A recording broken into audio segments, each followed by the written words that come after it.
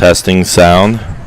If you could leave a message in the chat to let us know if the sounds okay. Testing 1, 2. We'll have senior night festivities coming here very, very, very soon.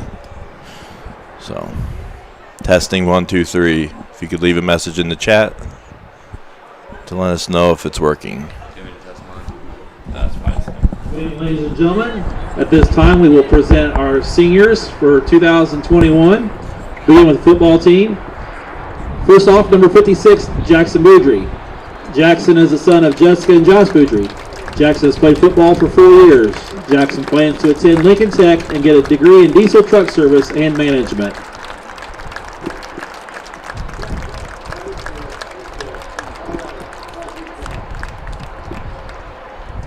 Tyler Cavaletto. Tyler is the son of Alicia and Giuseppe Cavaletto. He has played football for 4 years. He is undecided on his future plans.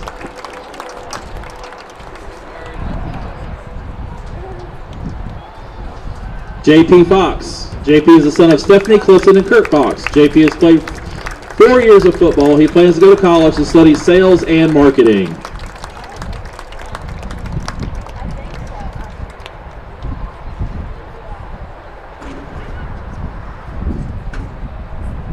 Jacob Johnson. Jacob is the son of Tracy and Scott Johnson. Jacob has played football for 4 years. He plans to become an EMT and firefighter. He will attend Ivy Tech for animal sciences. Wes Kane. Wes is the son of Lisa Kane. He has participated in football for 4 years. Wes's future plans are undecided.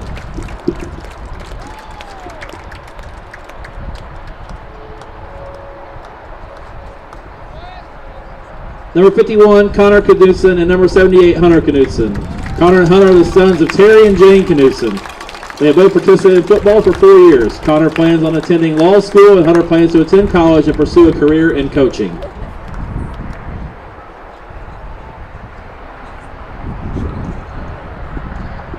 Hunter Lowe. Hunter is the son of Meredith Lowe. He has participated in football for 4 years. His future plans are undecided.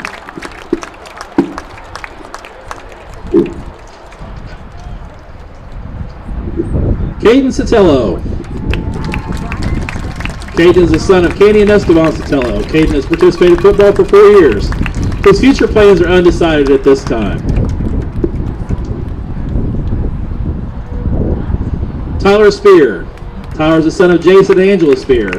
Tyler has participated in football for 4 years.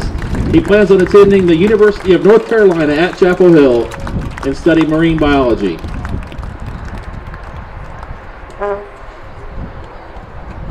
Manager Ruthie Lemaster. She is the daughter of Babette and Ron Lemaster. This is her first year of managing football.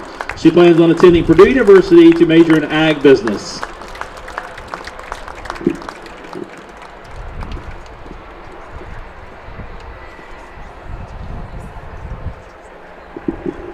Manager Lily Richmond. She is the daughter of Tabitha and Greg Richmond. This is her first year of managing football. She plans on attending Butler University to study elementary education.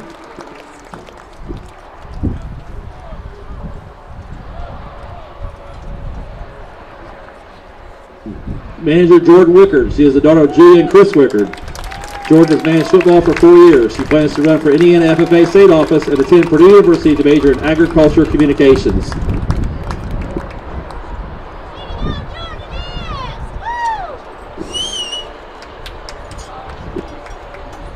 Big round of applause for our senior football players and managers.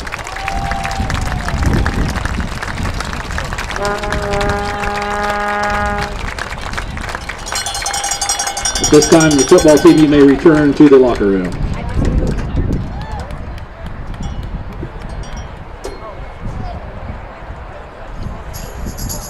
Kaylin Edwards. Kaylin is the daughter of Jenny and Jeff Edwards. She has participated in cheerleading for 4 years. Her future plans are undecided at this time. Macy Holzhausen. Macy is the daughter of Dana and Michael Holzhausen. She has participated in cheerleading for 4 years. She plans to attend college to pursue a degree in elementary education.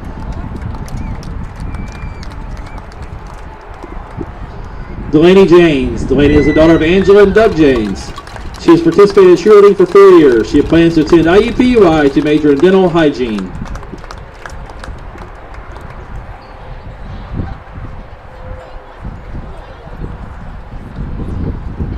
Michaela Lindstrom. Michaela is the daughter of Desi and Derek Haviland. She has participated in cheerleading for 4 years. She plans to attend Ball State to study marketing and sales.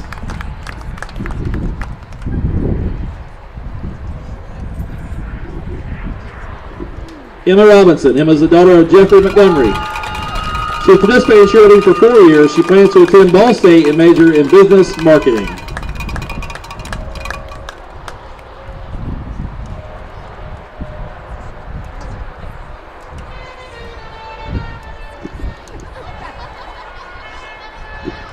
And now for band and color guard. Haley Johnson. Haley is the daughter of Cindy and Jesse Johnson. She has participated in band for 4 years. She plans to attend IU and major in nursing.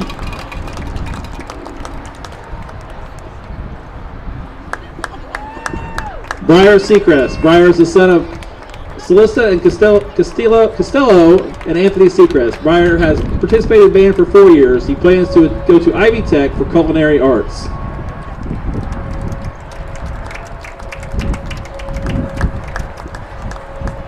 Madeline Sitton. Madeline is the daughter of Kelly, Jason, and Tina Sitton. She has participated in band for 4 years. She plans to attend IU East and major in psychology.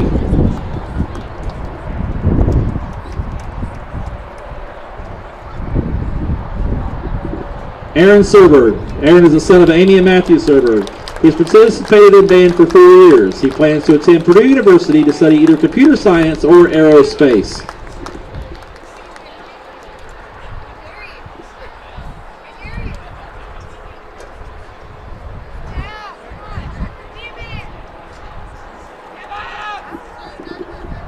Haley Swickard. Haley is the daughter of James and Stephanie Melton. She has participated in color guard for 3 years. Haley plans to attend Pensacola Christian College and study business and art.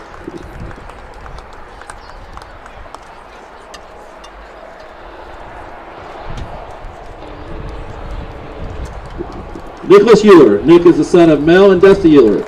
Nick has participated in band for 4 years. Nick plans to attend college and major in engineering.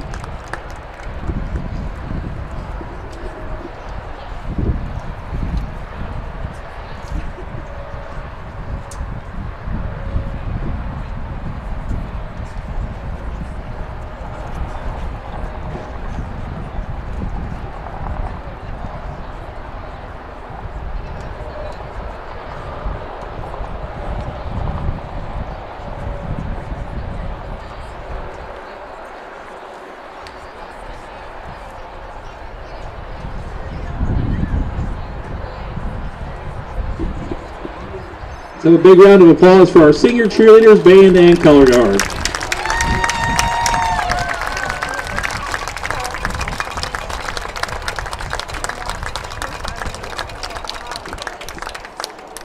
Thank you.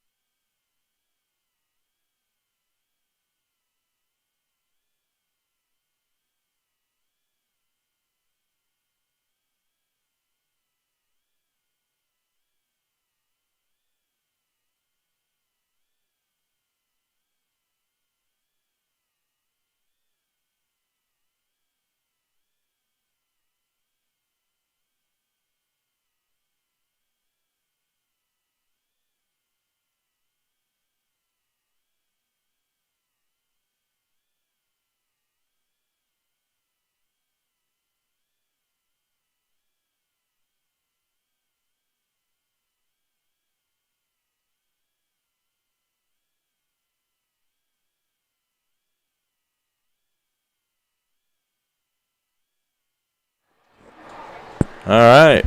Welcome to Charlottesville, Indiana. And we have a Mid-Eastern Conference battle between the Wes-Del Warriors and the Eastern Hancock Royals. This is game number 1 in the conference.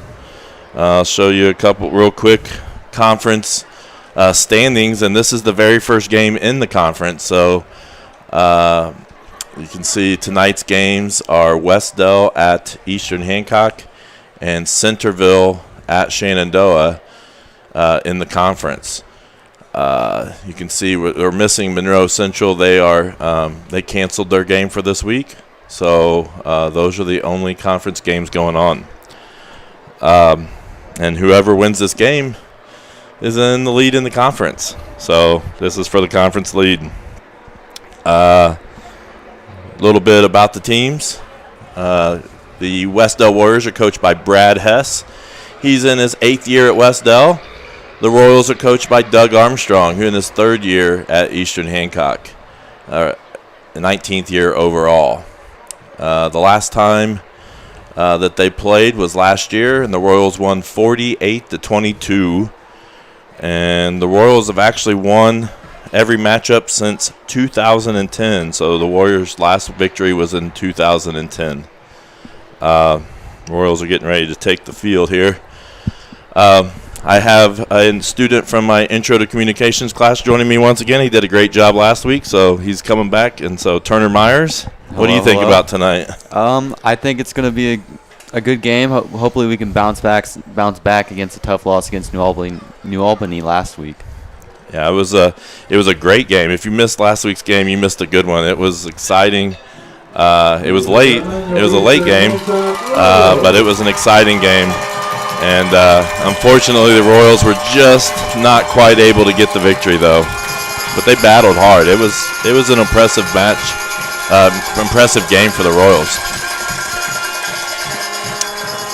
Yeah, they definitely held their own against a bigger 5A school. Right. I think you wondered if they came in expecting to be a lot easier than it was.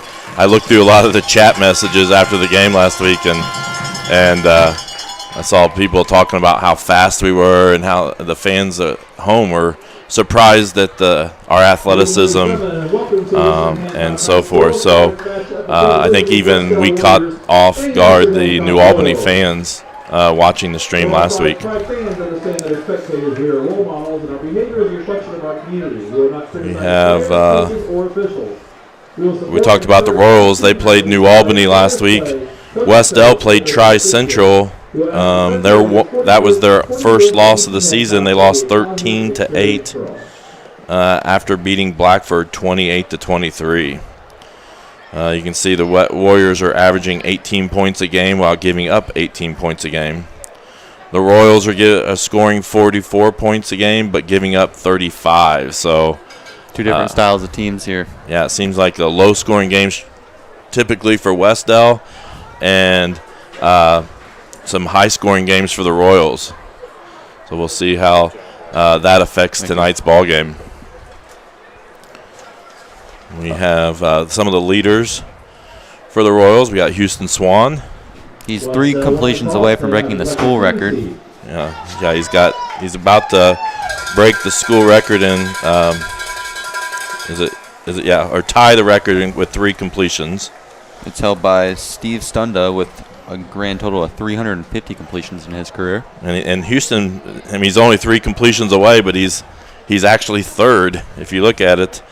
Jarrett Lewis has 349 completions. So despite being so close, he's going to pass Jarrett first, hopefully, early on in this ball game, and then maybe get the record for most pass completions in a career. And he's just a junior. Yeah, he's going to put up some numbers once he graduates. Yeah. So Houston's just a junior, 6'1", 200 pounds. We do have a few more graphics we'll try out. We do have our special teams. So it looks like the Royals are going to be kicking off. J.P. Fox had an amazing catch last week. Oh, yeah. You're going to get a chance to see that replay in our halftime report later on of J.P.'s catch, because we actually interviewed J.P. and he talks about it a little bit. So looks like we're getting ready to start here.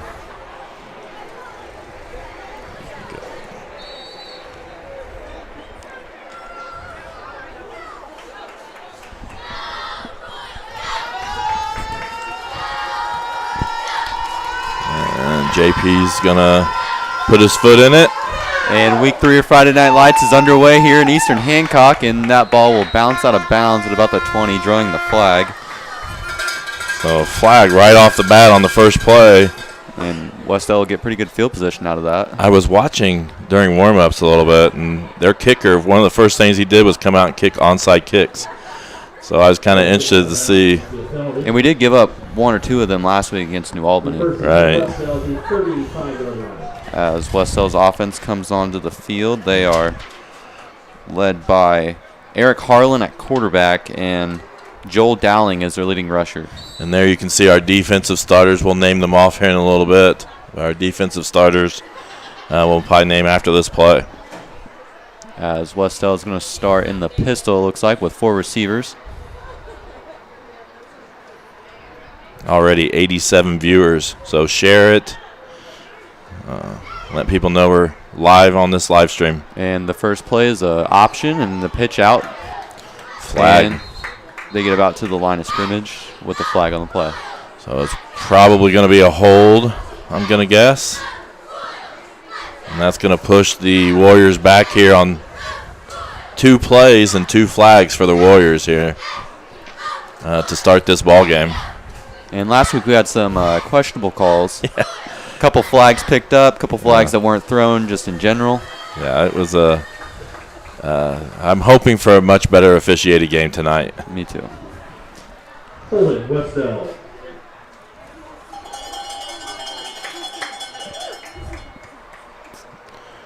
So that's going to put them 1st and 25.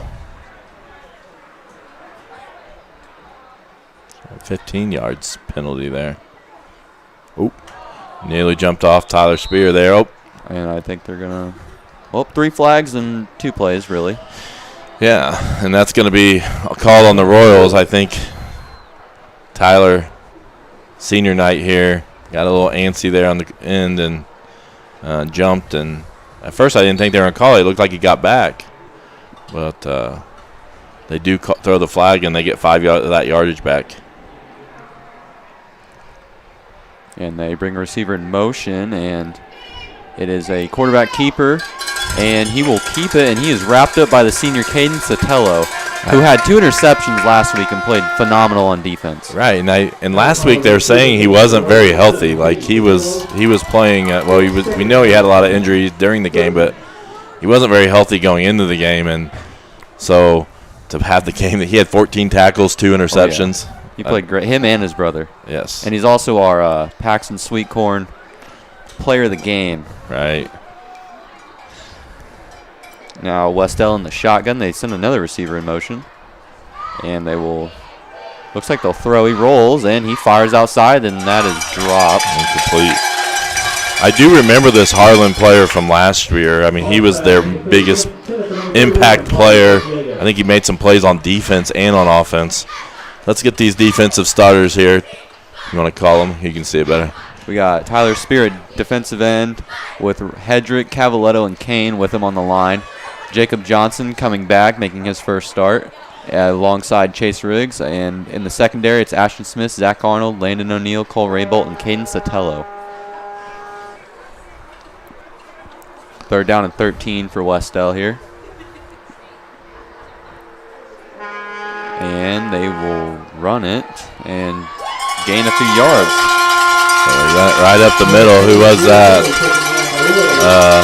5. We have Kelly running it right up the middle there.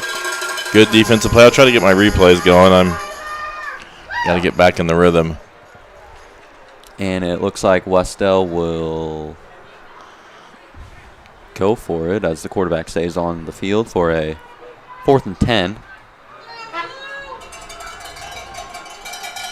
So it looks like an interesting little lineup here, formation. Probably going to run to his right and then kick it. He will kick it. No one back deep for the Royals, and they'll just let it bounce, and it'll roll to about the 32-yard line after being downed. So that's going to give the Royals a chance to go on offense. As Wes-Del couldn't capitalize off the short field that they were gifted by the out-of-bounds kick by JP. Yeah, you got to think that they wanted to get something a little bit better on their first possession. And so it'll be interesting to see what the Royals roll out here. I don't want to use the graphic right now because it'll cover them up. In the slot closest to your screen is number 34, Jacob Johnson. Like I said earlier, he's making his first start on senior night. And this pass is caught by JP for a gain of about 4 or 5 on the play. So nice short pickup. And last week we saw that short pass game really open up the deep plays against New Albany. Right. Like you mentioned last week, just as good as a nice little run to start the game. Houston, empty formation once again. He's going to take the snap. He's going to fire over the middle to Cole. And Cole's going to make a move and get the first down. He's going to be brought down to about the 39-yard line, or the 41, of Wes-Del. So we'll see if we can get it here. Offensive starters, Houston Swan at quarterback. Jacob Johnson getting the start at running back on senior night. Sotelo, Fox, Rainbow, O'Neill. And we'll get the line next time. And Houston's going to fire the bubble, and that's dropped by Cole. So it looked like Houston was trying to lead him, get him going downfield, but just kind of slipped through Cole's hands. But luckily, forward pass, just an incompletion.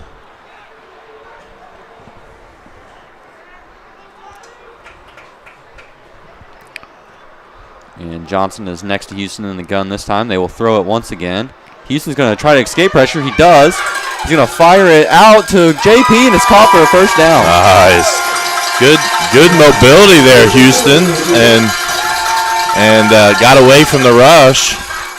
He's definitely, his pocket presence has improved as he's gotten older. Oh, yeah, and what the great thing is, I think as he was younger, he often would just tuck that and start running, and he wouldn't look downfield, and kept his eyes downfield and found JP, and turned out to be a huge play. As Eastern goes back to empty now. And looks like some movement on the defensive line for Wes-Del, and he's going to fire. He's going to man open, and he just overthrew Cole. Yeah, I wish he had that one back, I bet. Just real quick, we got our offensive linemen. I'll give them credit because we got a lot of seniors there. Both Knutsons, Connor and Hunter, Carter Dishman, Tyler Cavaletto, and Jackson Boudry on the offensive line for the Royals. Not one lowerclassman on this offense, which is it's interesting to me. Yeah. Usually you see at least 1 or 2 freshmen or sophomores in the starting lineup. Right. And not only we're just really experienced. A lot of those juniors and seniors have played quite a few years. And Houston's got a man open, and that is Landon O'Neill for the touchdown.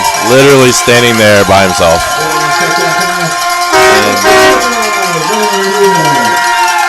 That was wide open. Yeah, we'll take it. Some social distancing, if I might say.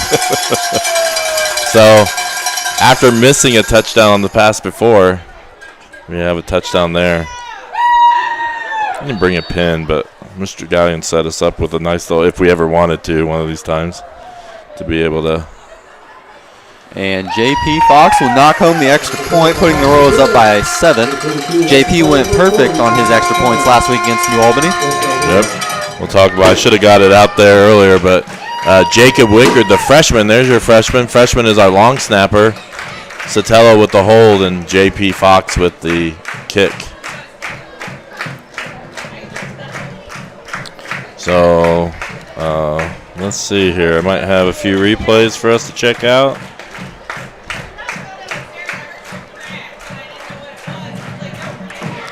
So this was, I'm trying to think of, this was Cole up the middle, I believe. I think that was Houston's first completion of the night, bringing him within 3 of the record. And I'll get these off of here as soon as they start to kick. I'm assuming they're going to fake this. And they do. So we'll get back to live action. JP's going to try to keep this one in bounds, I'm sure. And it's a high, deep kick. It looks to stay in bounds. It is fielded at about the 10. Great kick by JP. Yeah. And Tyler Spear in pursuit. He's going to reverse field. He's going to go backwards. And he's getting away. But he's inside. There's a flag. We're gonna get that replay, but he lost by 6 yards on that return. So great kickoff coverage. And JP kicked it pretty deep too, to about the 10. Yeah, but he was. I'm sure their coaches were getting a little nervous how he kept going backwards. But I think. Oh, it's going to be against Wes-Del. I thought it was going to be a face mask or something. So I don't think you can do any better on a kickoff coverage. No. And they will be on the 1 yard line. Their backs are against their field goal post pretty much. So let's go defense. See if we can get a safety here. Picture is fuzzy. Uh-oh.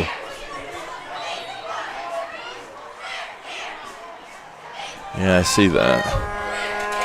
As Wes-Del will run it. And it looks like they got a safety, and it is. The great kickoff coverage and the penalty really backed them up, and Eastern goes up 9-zip.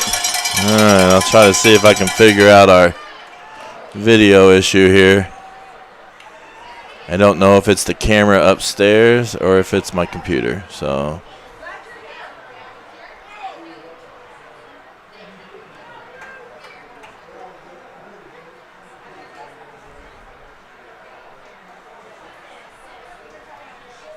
I'm not sure. Hey, great start there. Get your clock. Offense goes right down the field, scores a touchdown. And then the defense scores too. And Houston, what was he at? Was that he tied the record, or he? He might be one away, or he tied it here. So, and then the defense, special teams has great kickoff coverage.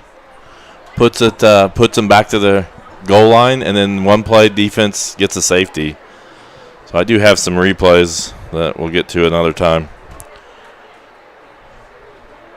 But I don't think the coaches could ask for any better of a start here. 9-0 here in the first 4 minutes. I'm sure they preached that throughout this week as we got off to a slow start against New Albany, going down 2 scores.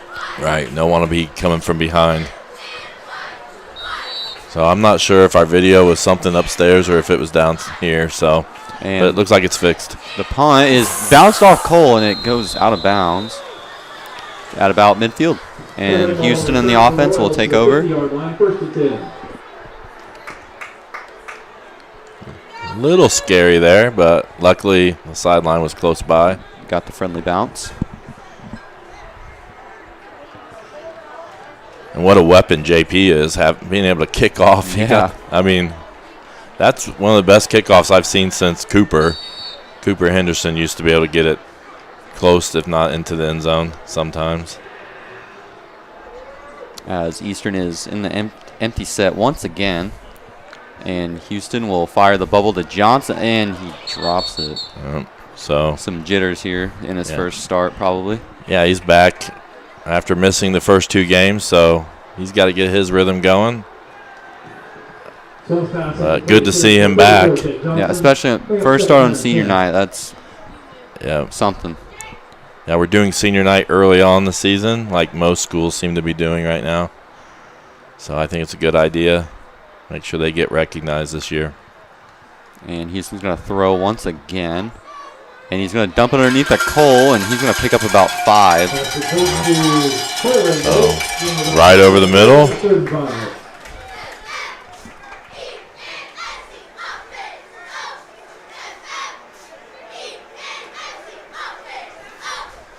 As that pass either puts Houston at the record or he has broken it with that pass. Did you hear the announcement on who got the safety? No, I did not. Someone was asking. And Houston, he's got a man down the seam. He's got Johnson, and it's caught.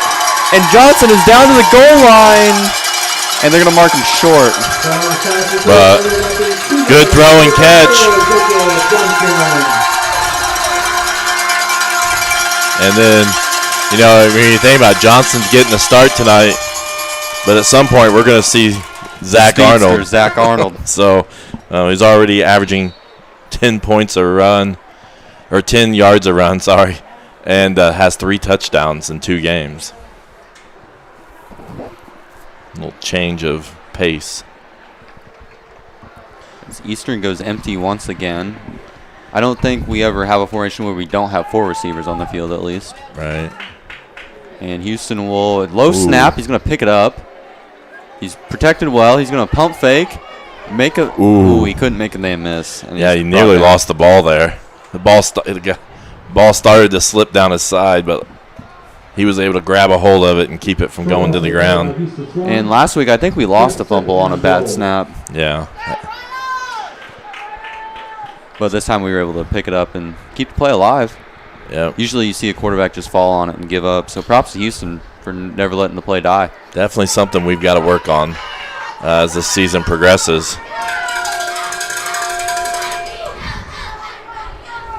And Houston's going to look. He's going to escape again. He's got room to that left side. He's going to try to beat him to the edge, and he will. Touchdown Eastern.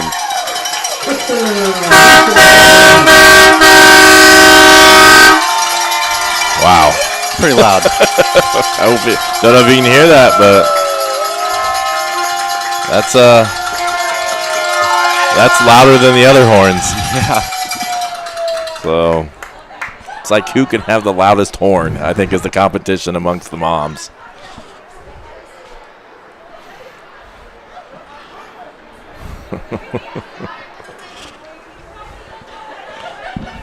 Those poor cowbells don't stand a chance. No, they are outdated.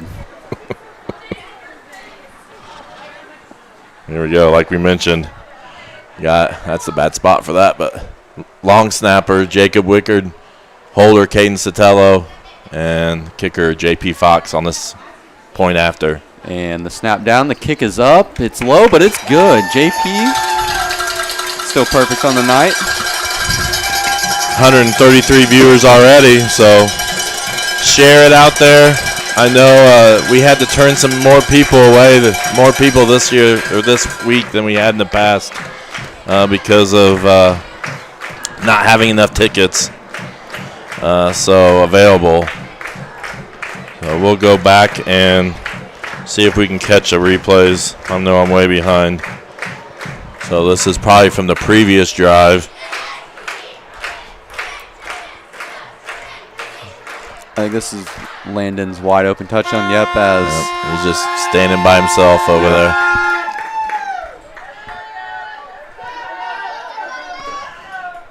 And try to get one more. I'm a little slow on the replays apparently today. So this is just where the cut back and he kept going backwards. And then the flag backed him up to about the 1, and then we got the safety. Yep. And JP will look to have another great kickoff, and it looks to be a good one again as it bounces at about the 15. It's bobbled, and he will go forward this time, getting to about the 20. I imagine the coach had a discussion with him on the sideline. North and south, not east and west. So.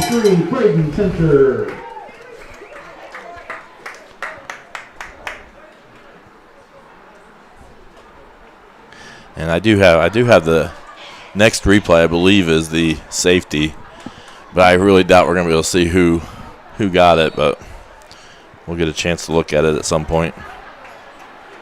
Wes-Del looking to find the rhythm on offense here as they're down 16-0. Send the man in motion. They will run up the middle. Ooh. And I guess that was Caden Sotelo. Caden, he laid a pretty hard hit last week. Yeah. Anytime I see someone get popped, I just know it was Caden. Got a ball carrier taking down a roll 55, Chase Riggs. And that was Chase Riggs on the tackle, the junior. I think for best hair on the team, him and his stepbrother Tyler Spear have to be in the running. Yeah. They both got long manes, one blonde, one brown. Yeah. Another motion man, and they will fake it, and it's going to run up the middle.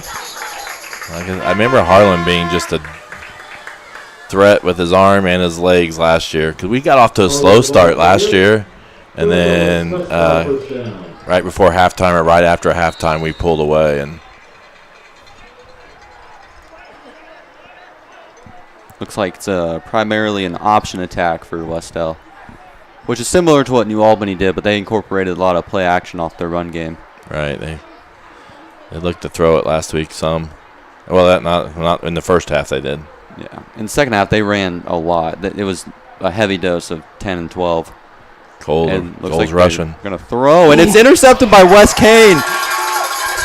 Great play. I think if we look back at this replay, and I'll see if I can skip to that one so we can be a little more recent.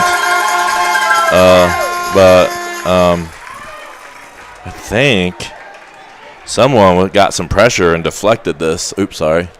If I can quit hitting the play button, we'll get it. See if we can see this before we line up. But I thought we had some pressure by someone. But we're trying to go offense already.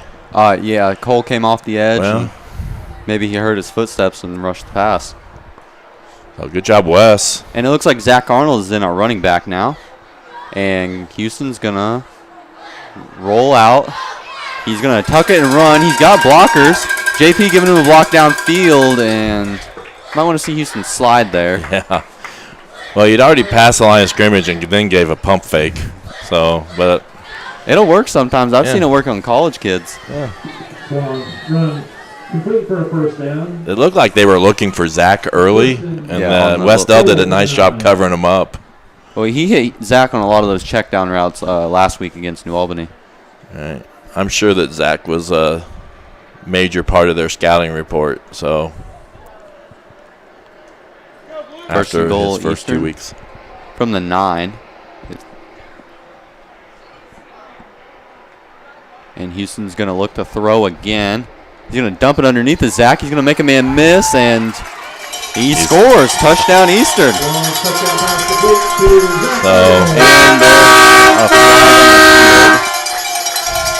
Maybe part of the celebration there.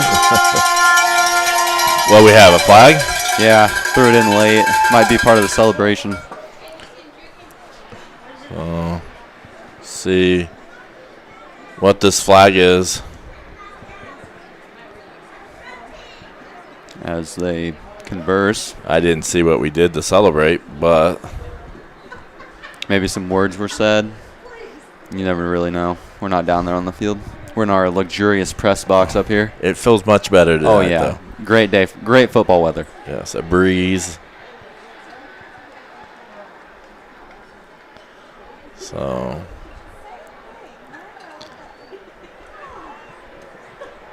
And it's a hold on Wes-Del, so they will. Personal foul, Wes-Del. The penalty will be enforced. And the touchdown does stand. So they're actually, I think they just went to. Oh, they are going to. At first I thought that they were going to go for it after the penalty, but. Let's take a commanding 3-score lead with 4:15 left in the first. Easton off to a hot start. High snap handled by Sotelo, and the kick is good by JP. So, really impressed with that part of our game this year that we didn't have last year was those point afters. All right, we're going to try to get some replays. I think this is the safety. I don't know if we're going to be able to see exactly who would have gotten it. It was a host of Royals there, so pick them.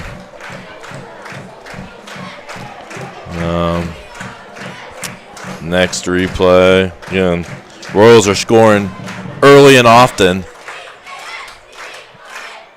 And so we're picking up a lot. That was Johnson's long touchdown. Or I guess he got that right at the goal line. And it looks like that penalty is going to be enforced on a kickoff as Eastern's going to kick from Wes-Del's 45. And even here, I mean, I know the score right now, but I mean, it'd be good onside. Yeah. Prime time to go onside right here. Because if you kick it in the end zone, you're only getting an advantage of a little bit.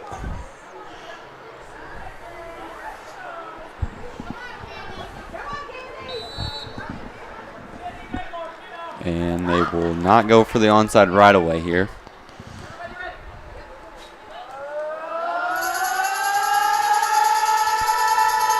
And they will kick it deep, and this one might go to the end zone, and it does. Yep. So I think that's JP's first touchback on the kickoff for the year. And there is some wind here, so that might help. Yeah. Looks like it's heading kind of to the south when you look at the flag, south to southeast. Touchback, first and 10, Wes-Del to 20-yard line.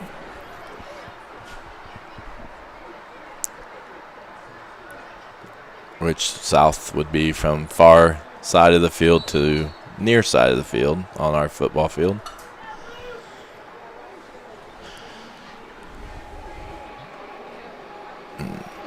Wes-Del, I'm sure, needs to get something. Have they gotten the first down? I don't believe they have, no. They've came close. As Harlan is going to take the snap, and he's going to fire underneath, and it'll fall incomplete. Wes-Del's pass incomplete. Picking up by 13, Wes Kane. Wes Kane's number being called again on defense, as I think he deflected that pass. Interception already, deflection. Definitely one of our leaders on this defense. And some movement on the line here. See who they'll call it on.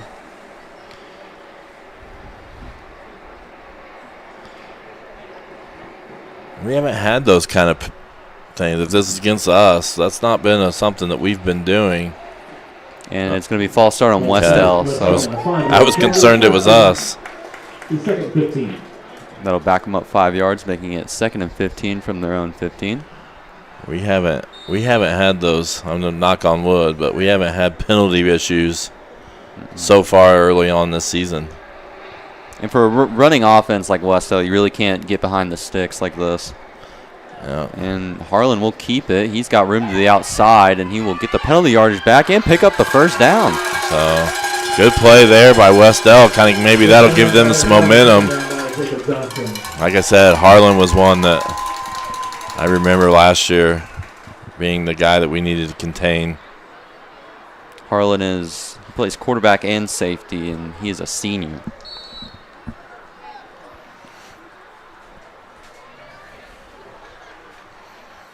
Wes-Del with 4 receivers, one close to the screen, to the far side.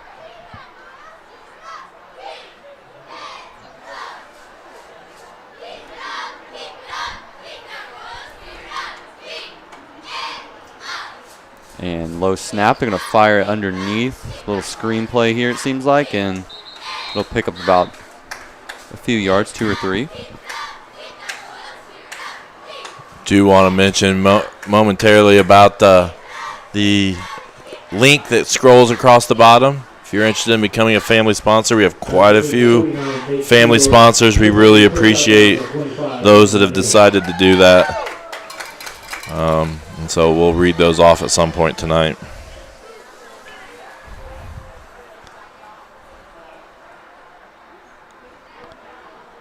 Oh, gotta stay. Another flag. We're not playing very disciplined here.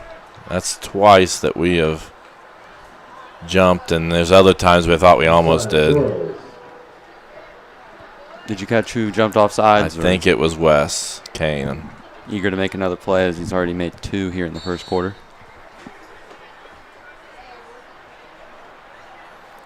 So 2nd and short now. 2 backs in the backfield for Harlan. And he will fake it, and he's going to keep it himself again. And First I think down. Wes-Del has 2 first downs on this drive. So I hope we're not relaxing here. You know, we started off with a strong start. We need to kind of tighten down.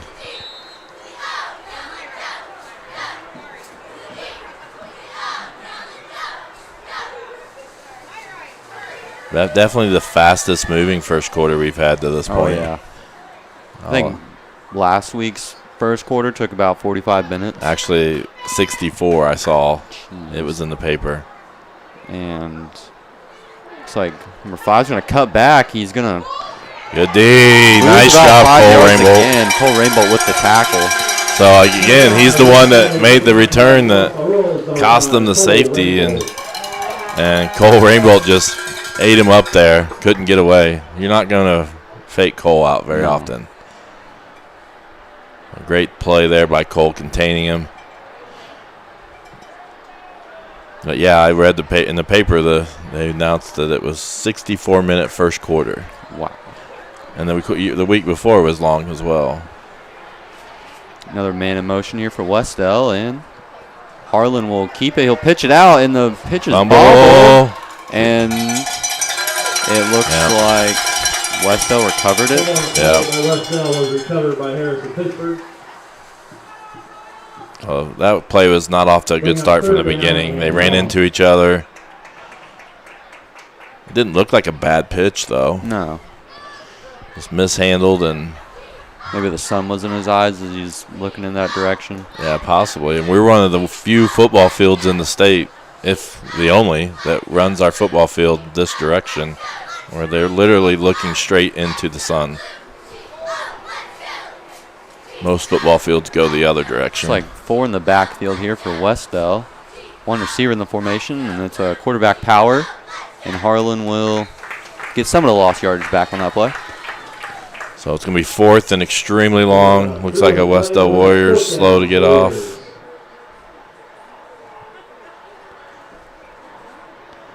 You got to think they're going to punt, so Cole's going to retreat. Cole Rainbow, our punt returner. Extremely dangerous if they kick it to him.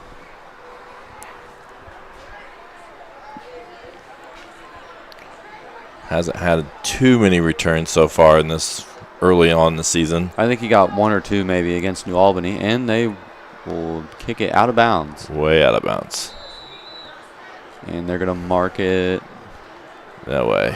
No way. At about the 40. That was a generous marking. Yeah. For Wes-Del, because he gave him about an extra 10 yards, I'd say. Yeah. But the Royals are going to take over. Tonight, Turner Myers is announcing with me. So glad to be here. You're going to see him. He has a great interview later on with J.P. Fox in the halftime report that is a must-watch. I would have to agree. It is must-see TV. Yes. As Houston's going to throw. He's going to look long. He's got JP deep, and he reaches out and snags it. And JP will score. Touchdown Royals as they put up 29 points here in the first quarter. And you got to think, JP must have heard us talking about him and thought, I'm just going to run down here and catch a touchdown. And great pass by Houston. Like, JP didn't have to wait on it at all. Perfectly hit him in stride. And that only took 1 play from the quick strike Royal offense. So, again, long snapper, Jacob Wickard. I need to move that graphic. I don't like it there. And it looks like number 11 is out to kick for the Royals. That is Aaron Redmond. Okay. And Cole will hold. The snap is down, and it's good. So Aaron Redmond, freshman, scoring his first point of his varsity football career. Aaron also plays quarterback and DB. All right. So great job here early on, and the Royals are already looking to go to their bench here early in this game. 22 seconds remaining, and the Royals have 30 points. All right, let's see if we got do want to mention a few things. Mrs. Tony's service learning class is selling masks.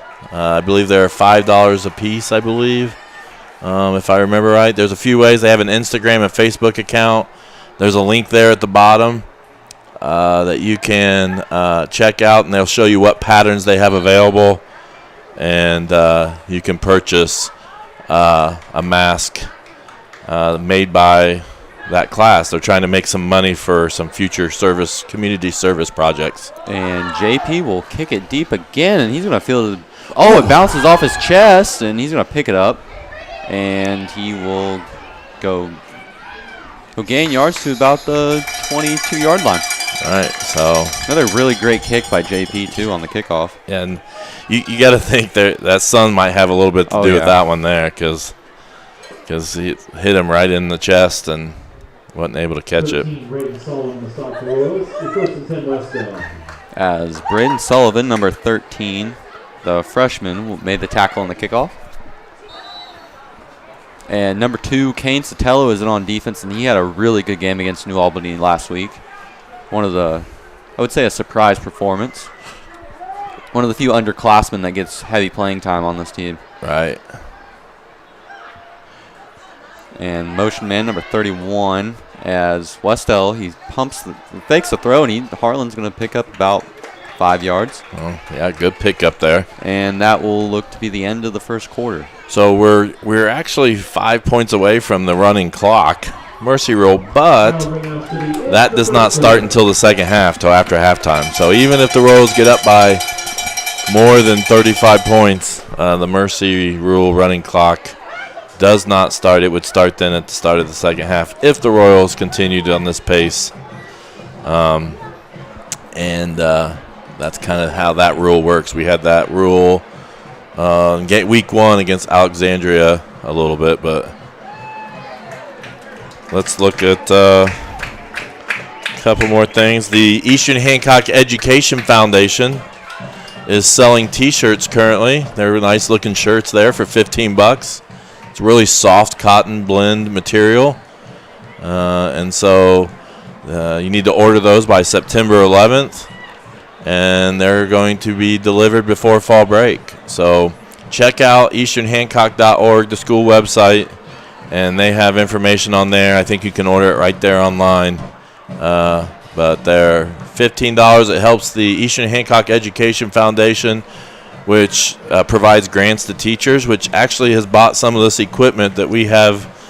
Some of those grants have bought some of the equipment that Turner and I are looking at in here in the broadcast booth. So they do a great thing helping teachers provide what they need for the classroom. So that's a good way to support Eastern Hancock, is get one of those T-shirts.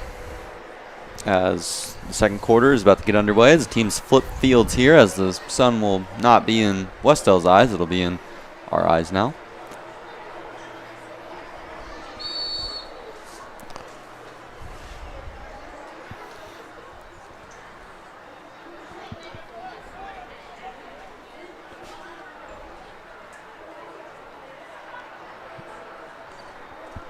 And Wes-Del incorporates a lot of motion in their offense, and that pass is tipped in. O'Neal couldn't make the diving grab. Yeah, if he would have pulled that in, that would have been his second interception of the season.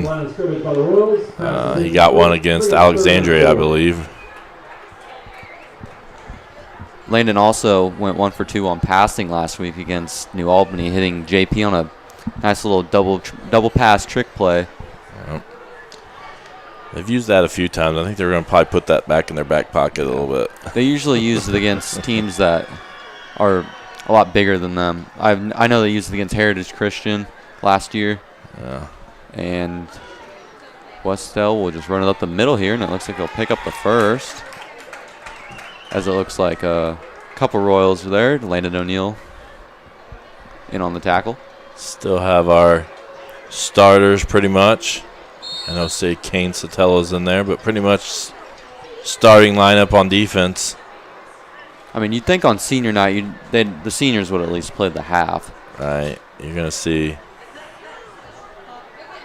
Well, you got to get a lot of playing time here, because that second half, if we get to the mercy rule, the second half will go amazingly fast. I think there's another flag on the field here. False start. Yep. Wes-Del is going to back up 5 yards. False start.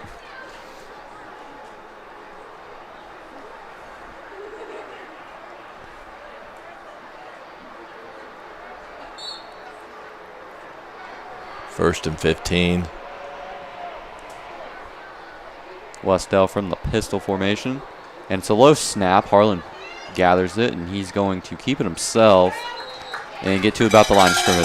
Right now, if I was I've really been mostly worried about defending Harlan, him and his legs, and make him pitch that. But really well strung out there by the defense, and you hope the defense can just keep this up after, giving up 35 points a game right now in these first 2 weeks. It'd be nice to see them get a great defensive output here tonight. Kane Satella on the last tackle. And Harlan's going to keep it up the middle. He gets a little bit of room, and he'll get back to the original line of scrimmage, making it about 4th and 10, I believe, or 3rd and 10.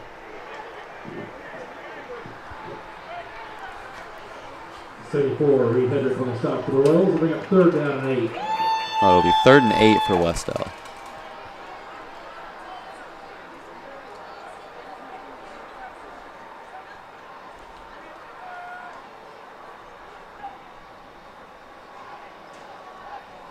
Trying to draw the Royals offside here to try to make it a more manageable, but Royals not biting. And Harlan will send the man in motion, and he will give it to him on the outside. Little jet sweep, and he'll lower his shoulder. And Landon O'Neill makes a great tackle. Great job, Landon O'Neill. They really strung it out, and he had nowhere to go. 25, Landon O'Neill. It is the Battle of the Horns tonight from the Yes. fans, it sounds like. Yes.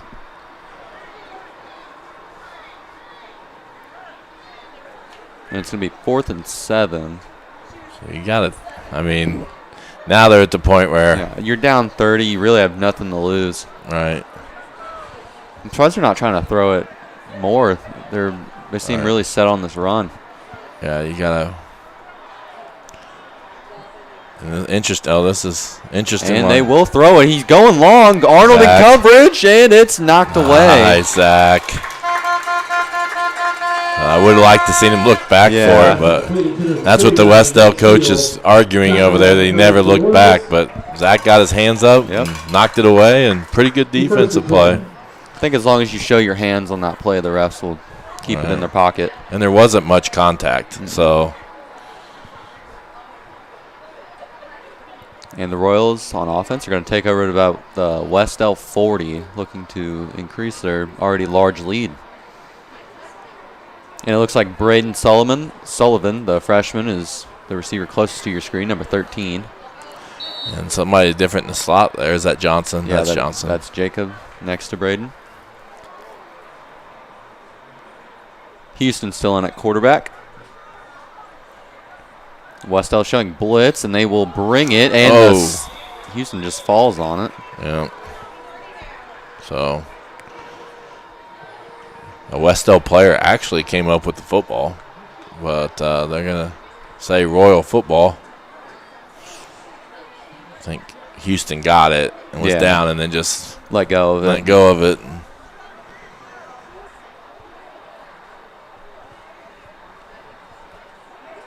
This game is going by a lot faster than New Albany game, for sure. As Houston will fake. He's got pressure in his face, and that pass is incomplete. So, tried a quick pass. And Wes-Del did a nice job getting their hands up, deflecting it. Have we handed the ball off yet, or has it just been Houston running it? I cannot remember anyone running it except for Houston. And we haven't even done that little flick pass that we usually do with Zach. The jet sweep, yeah. So Zach hasn't even played an offense, or maybe he did. He got a couple snaps on that last touchdown drive. Houston is gonna roll to the far side of your screen. He's gonna look long. Come back, JP. That's that's gotta be a flag. Interference if I've ever seen some.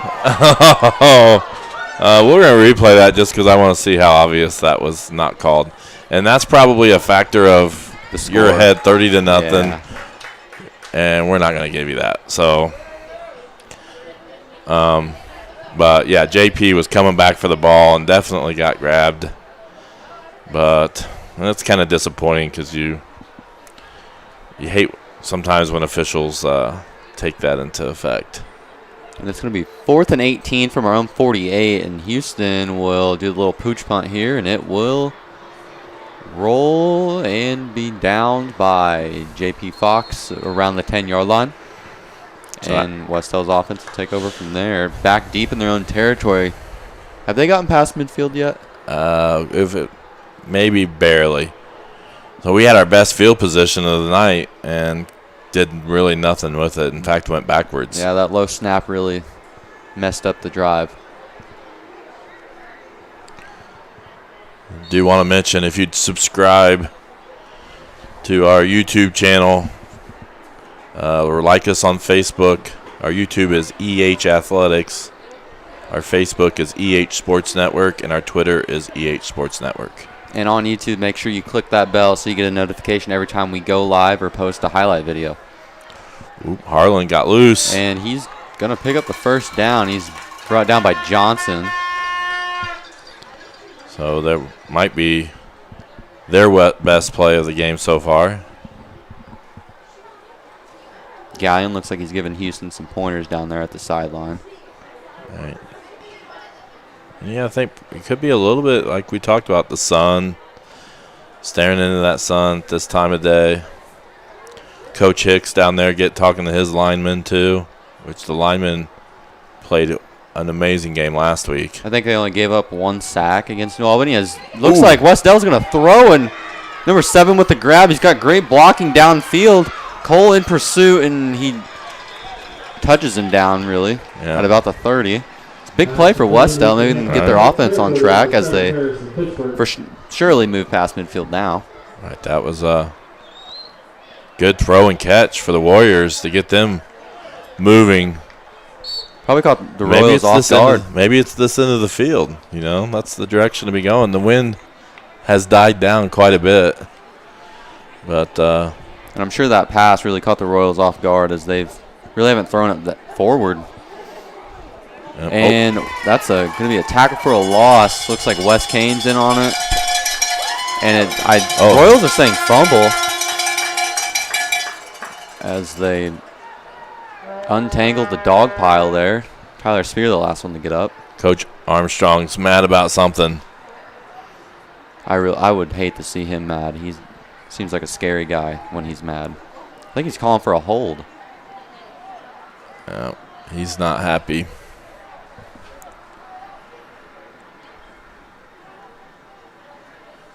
Two in the backfield for Harlan. And 3 receivers in the formation. That was off. That was an interesting position the far side receiver was in there. He was a false start. And the official did not call it. And I didn't replay that because I will just laugh if I watch that again. But this quarter's going really fast after an average length first quarter. Definitely not 64 minutes worth of football in the first quarter. Yeah. And it looks like we have a timeout on the field as Eastern calls it. Yep. So, a couple things like I was mentioning. EH Sports Network, subscribe to our YouTube channel, which is actually called EH Athletics, and hit that notification bell. And then on Facebook, we're EH Sports Network. Follow us and like us there. You never know which ones we're going to be on, so sometimes we've had issues with some of the social media. And then on Twitter, follow us there as well, and you can find out and watch us live on any of those outlets. We have 141. Last week we had 213 viewers. But it was a down-to-the-wire game right at the end when we hit that 213. So do want to mention to check out the description of YouTube and Facebook. There's a link to PayPal to potentially become a family sponsor. Again, I want to read that here at some point. We have quite the list now. It keeps growing each game. And so we really appreciate all those people that have donated $25 or more to become a family sponsor. And it looks like we're getting ready to come back here after the timeout.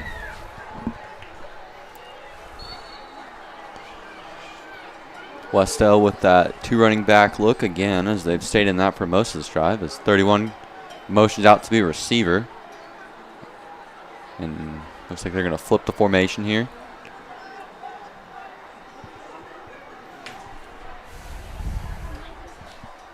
As Harlan, he's going to fire a slant, and that's caught. Oh, nope, it's incomplete. My bad on that one. It makes you wonder who they were trying to. Fourth down for the Warriors. They obviously were trying to go after somebody there. Not sure which side they were lined up on.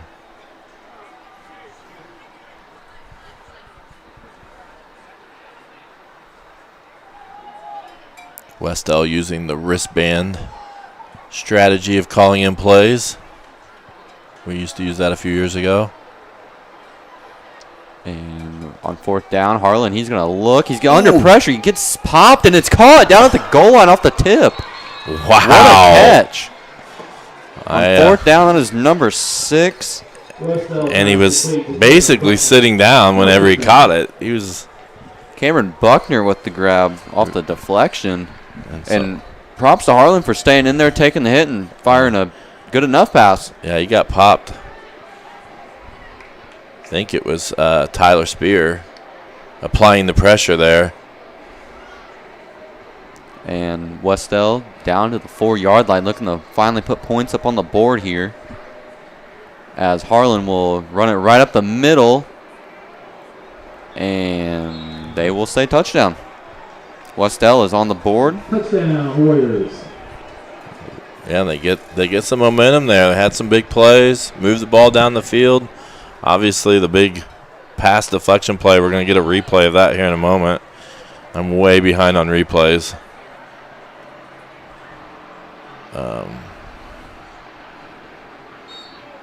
And it looks like Wes-Del will go for 2 here. Trying to make it a 22-point game. And they will run it with Harlan up the middle, and he will get the 2. So we're going to try to catch up on some replays because I'm only about 11 behind. So this was a while ago. We're all the way back in the first quarter. I think this might have been the interception. Yeah, it's Wes Kane By on the Wes. far edge. Yep, he contains the run, which wasn't actually a run, and gets his hands up like he's taught to and gets the pick. And this is, I think, the Houston Swan touchdown.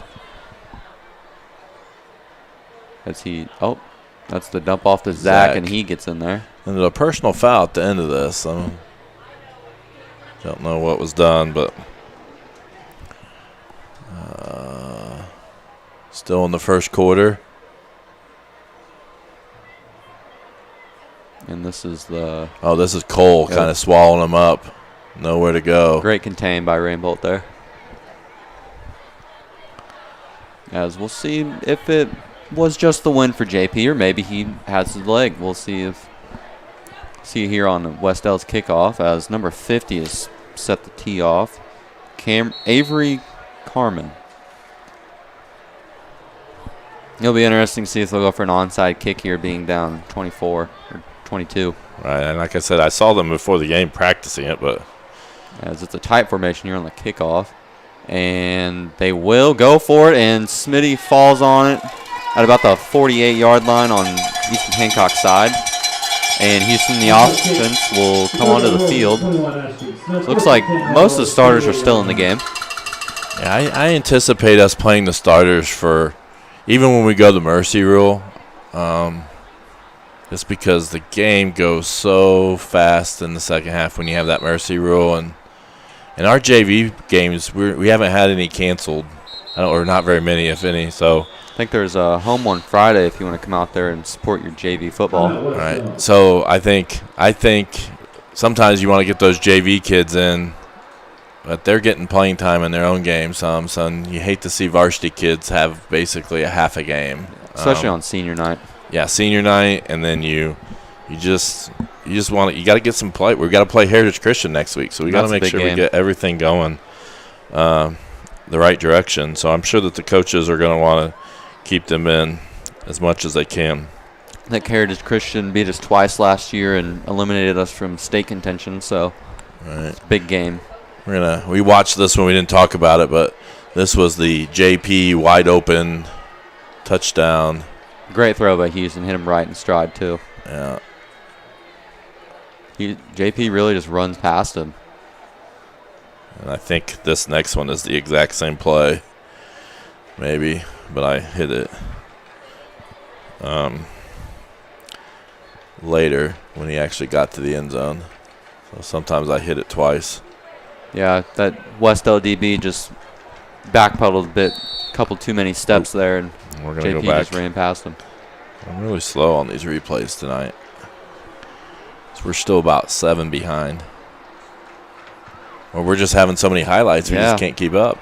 As the Royals are back on offense, and Houston will throw. He's going to fire it outside, and JP makes a diving catch and close to the sticks, and that'll be second and short. It's really getting dark. They haven't turned the lights on yet. I'm a little surprised that we haven't turned them on yet. I don't know. It looks okay on the TV, but I feel like it looks kind of dark out there.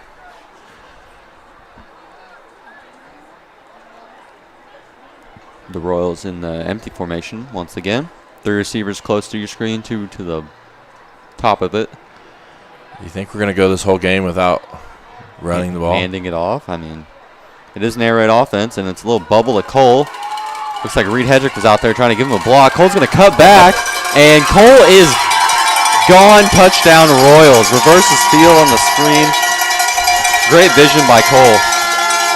Yeah, I mean.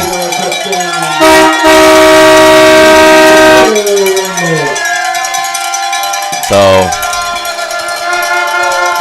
great job. I mean, that's all Cole Rainbow blocking right there. So, good blocking by our receivers downfield and the linemen. And Cole just showing it off his speed. And the receivers last game against New Albany did a great job blocking downfield no matter who the ball carrier was. So it looks like Redmond out to kick again. And it looks like Cole, who just scored the touchdown, will hold it. And Redmond looks like it's blocked. And Eastern will only get 6 points on this drive. Well, that's good. We're getting some experience. All right. Receiving touchdowns. Is that Cole's first?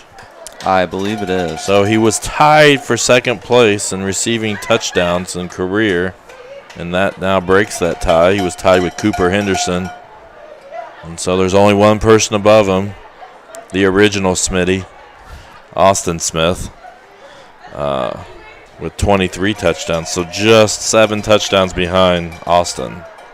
And according to my notes here, Cole Rainbold is already far and ahead the career leader in receptions as just a junior with 113, and he's added on to that this game. Or he's actually second, if you look. Oh, that okay. So there's somebody. So it's Smitty, I bet. I bet Smitty is, or the original Smitty. Okay. My bad on that. So, but he's second place there. Those are just active people there. Okay. This junior class is really loaded with talent for this football team. And it helps they have the experience because a lot of them were impact players as freshmen. Yeah. And JP will look to boot it deep, and he's going to drive him back to about the 20. He's going to let it bounce, and it won't go into the end zone. And Peyton Spears down there, and it looks like the ball came out, and the Royals might have it. They're going to say he's down. Well, they're going to calm down, but I'd say the Royals are winning the special teams battles, at least on kickoff and kickoff coverage.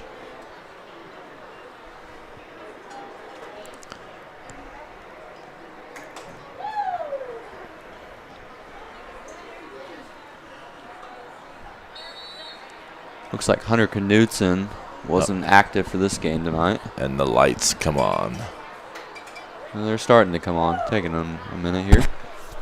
As Wes-Del will dump it underneath to number 5, and he's going to get about 4 yards.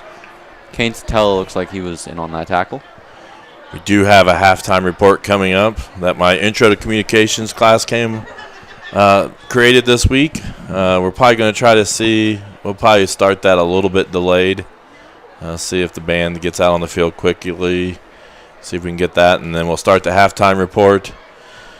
And we'll talk a little bit more after this play about the halftime report. It looks like JP is in a deep safety now. He played a little bit last week at safety to fill in for Sotelo and Rainbolt. As looks like they're going to run the same play as they did last time and get about the same result, bringing up 3rd down.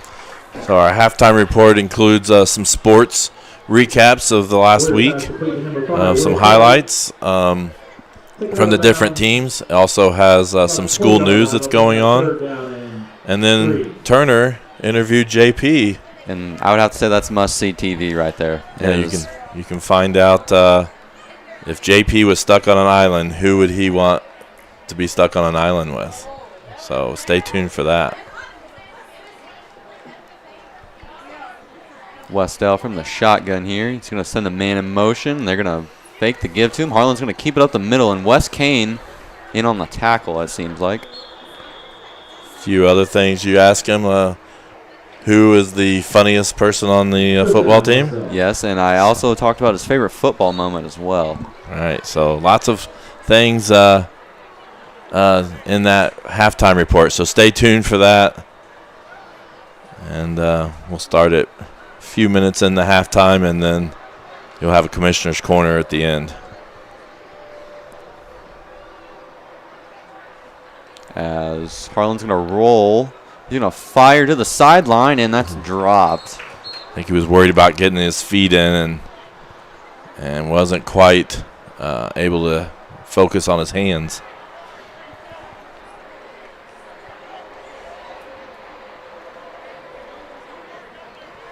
I can see the band's already down there getting ready, so we'll try to get some of the band right as halftime starts and before we start the halftime report.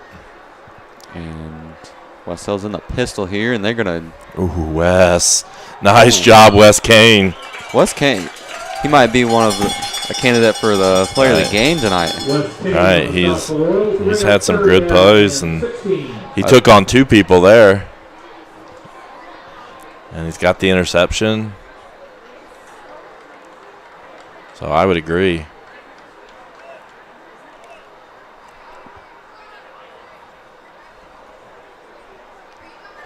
Wes-Del facing a 3rd and 15 here with about a minute 30 here in the half.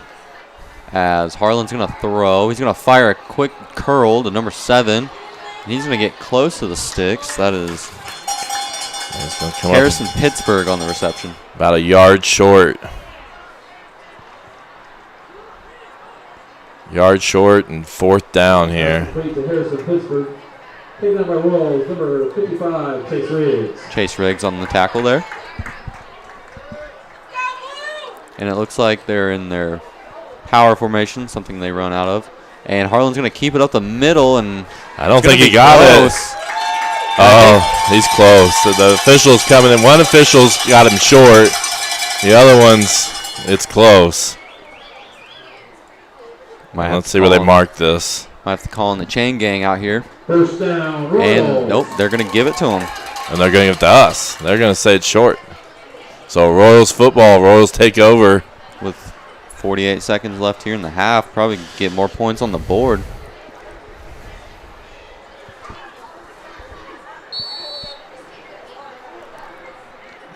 So 22 points, or 23 in the first. As number 3 is checked in that receiver. That is Charlie Halcomb, the freshman. And we have a dead ball here. Timeout, Wes-Del. That is their second timeout of the half. So yeah, Charlie, the freshman, in the game. So they're not going full JV. They're just kind of sprinkling some guys in, and I wouldn't be surprised if the third quarter is the same. A lot of the seniors and the starters with a few of the reserve JV players sprinkled in. Another thing you got to think about, too, is we do play JV games, so they have a limit of quarters. Yeah. So for us to play a JV game, we can't have them playing like a large chunk of the varsity game, or they would be ineligible to play in the JV game. But I'm sure that they're going to, especially the fourth quarter, they're going to see quite a bit of action as long as the score stays like we have. Real quick, Mrs. Tony's class, I mentioned this earlier, is making masks. If you go to that website at the very, very bottom, I know it's really long, but if you go to that website there at the bottom or check out their Facebook or Instagram, they have patterns on there that you can choose that are available, and those change every so often depending on what kind of material they have, and that's to earn money for their class. And Houston in the offense will take over at the Wes-Del 34-yard line with 48 seconds left here in the half. Houston empty again, as we have not handed the ball off once this half. Houston's going to fire quick out to Johnson, and that's low. And that'll fall incomplete. And Charlie Halcomb was actually running down the sideline by himself. I'm not sure if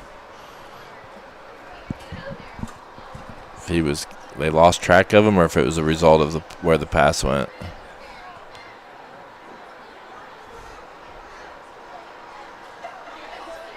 No turnovers for the Royals yet, which is important to add because I think we had 6 turnovers and a not recovered onside kick.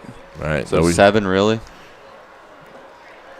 Quick pressure by Wes-Del. Houston's going to escape it, and he's going to get it off to Zach Arnold, and that's going to be a first down. He's going to stay in bounds and get to about the 10-yard line. Did they give him all the way down there? As I thought. He was close at about the 20, but I think he stayed in. So. And they're moving. 35 seconds. Clock stops, but it will start here as soon as they get the chain set. Royals in the no huddle. Halcomb still in at receiver. And we will dump it underneath the Landon. He's going to have to make something happen. And he gets away from one and wrapped up by a few Wes-Del Warriors. I think we just called a timeout there. And that is our second timeout of the half. We have 1 remaining. So, again, EH, or the Eastern Hancock Education Foundation, is selling T-shirts, $15 a piece. So, check that out on the easternhancock.org. A lot of that money goes toward different grants that the teachers apply for. And we really appreciate as teachers what they do for us. So, if you could help support them by buying one of those nice T-shirts. They're really soft cotton. They're not your typical T-shirt. They're soft, and a lot of people seem to like them. I've seen a few people actually wearing them here at the game.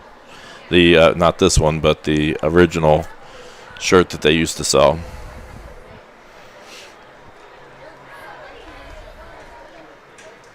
Again, watch our halftime report from the communications class.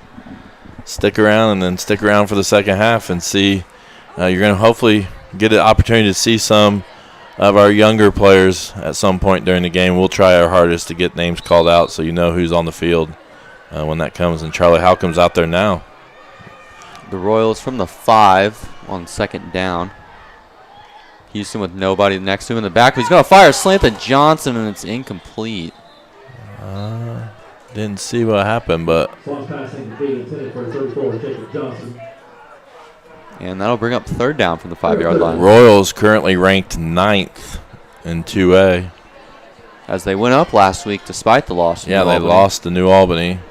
It's good to see the people that do that notice that they hung around with a team that was very talented and right. They gave them credit for it. Usually you don't see that. Because New Albany was ranked last week.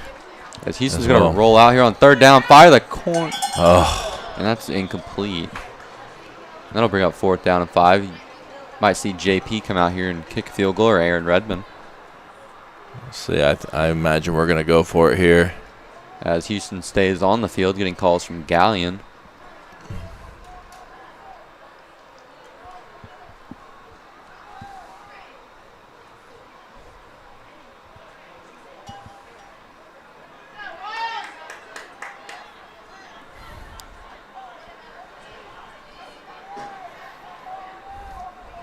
Houston from the gun here. Needs 5 for a touchdown. He gets a free rusher. He escapes it. He's going to lob it to the corner. He's got Arnold, and he missed him. So overthrown. But the pressure was number 1 there. That kind of caused that to be an errant pass. And Wes-Del's done that a few times, gotten some pressure on Houston, and a few times he stepped away and got out of it and made a nice throw. That one he just overthrew slightly. And so it's 10 seconds here until the second half, or halftime. I doubt that Wes-Del tries anything special here. They'll probably just run it once and watch the clock hit 0. You can see we're playing way back defensively. Keep everything in front of us. The safety, JP, about 30 yards back or 25 yards back, sitting about the 30-yard line. And we have a timeout, Wes-Del, as they kind of talk this one over. Maybe they are going to plan something out. Well, I guess you got it. You might as well use it. Yeah. So, is that their last timeout? Yes, it is. So Houston has 1 left. Might as well use it. While we have that, let's talk about our family sponsors. So you can click the link to become a family sponsor, or in the description, or you can use that link there that's scrolling across the bottom. I don't know if I'll get them all in, but Jeremy and Amanda Adkins, Darlene Apple, Adam and Julie Barton, Steve and Sherry Barton, Burke family, Joy Chiak, Dan and Kathy Engelking, Phil and Pam Hayes, Diana Lewis, Manship family, Markley family, Chris and Clarissa O'Neill, Maddox family, Alberta Nelson, Dave and Jane Poff, David Smith, Constance Sotelo, Aaron and Jennifer Spalding, Chris and Tammy Stunda, Dee and Jeanette Wickard. And we have some more that I will get after this play. And we'll see what Wes-Del drew up out of that timeout. They're going to throw a screen, it looks like, and he's going to be wrapped up after a gain of about 5 or 6 on the play. I want to get a few more of these sponsors as they go to halftime. The clock hit 0, and we're going to halftime. Royals ahead, 36-8. And I want to get these last family sponsorships. Tammy Adams, Larry and Cheryl Arnold, William Cooper, Adam and Hillary Engelking, Dwayne House, Chris and Tracy Lewis, Diana Swan, Trisha Tuttle, Judith Ailes, Steve and Sherry Dow, Jarrett Lewis, Rex Mallet, James McDaniel, Ronnie and Krista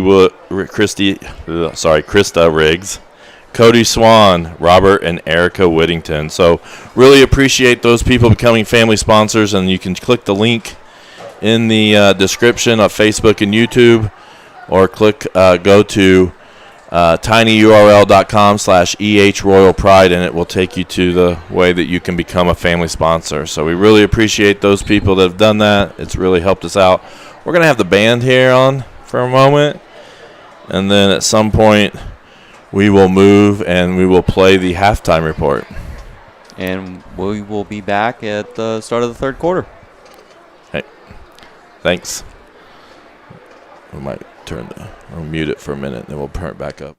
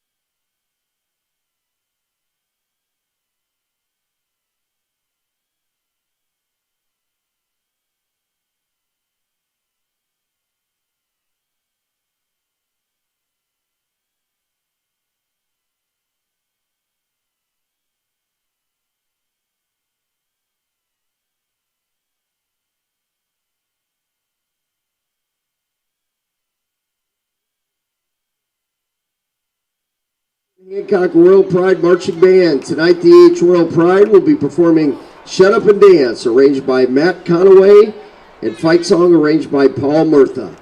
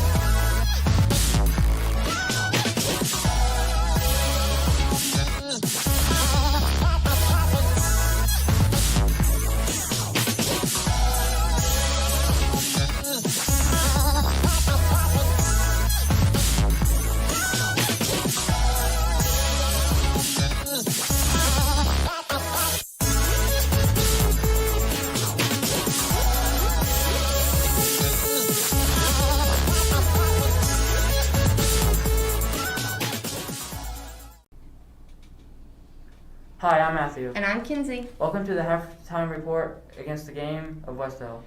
We hope you had a fantastic week and are now enjoying some Royal football. Now on to some volleyball highlights. On Thursday, August 27th, both JV and Varsity lost to Greenfield Central. Varsity had a tournament at the Indiana Deaf School last Saturday. They lost 2 of their games and won 1. They also have games against Union and Wapahani next week. Union is away on Tuesday and Wapahani is at home on Thursday. For middle school volleyball, the 7th and 8th grade team faced Tri last week. They both came out on top. Way to go, middle school. How do you think they're doing, Matthew? I think they're doing great, Kenzie. Keep up the hard work, girls.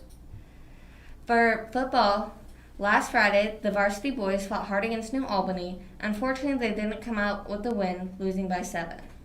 JV has a home game against North Decatur on the 8th, so don't miss out on all the action. For middle school, both 7th and 8th grade lost to Greenfield Central on the 27th. Their next game is against Knightstown on the 10th. The high school cross-country team went to Hagerstown Invitational on the 29th, and Ashton Willis placed 7th for the girls, and Daniel Campbell placed 7th for the boys. They have the Marion Invitational at Indiana Wesleyan University tomorrow. Preston Markley was the Eastern Hancock Middle School cross-country individual boys champion. The boys tennis team had their MEC conference tournament last weekend. Cody Huff was the MEC singles champion. Bryce Winnan and Nate Cape were doubles champions. For middle school, both girls and boys lost to LaPel on Tuesday. They have a match at home against Morristown next week. Girls golf had an amazing season so far. Congratulations to Haley Cavaletto for shooting a new school record of 92. Now on to Abby and Evan for some school news. I'm Evan, And I'm Abby. and this is school news. On September 12th, we have a Riley Sedergren Memorial Blood Drive. You must be in good health and feeling well. You need to be at least 16 years old, and you must weigh at least 110 pounds. Miss Tony's class is making masks and selling them for a community service project. They come in 4 sizes: youth, small, medium, and large. They're 3-layered cotton with nose pieces and comes in a variety of colors. Buy 4, get 1 free, or $5 each. The list of COVID symptoms has been significantly tightened up and should cause fewer students and staff to have to quarantine.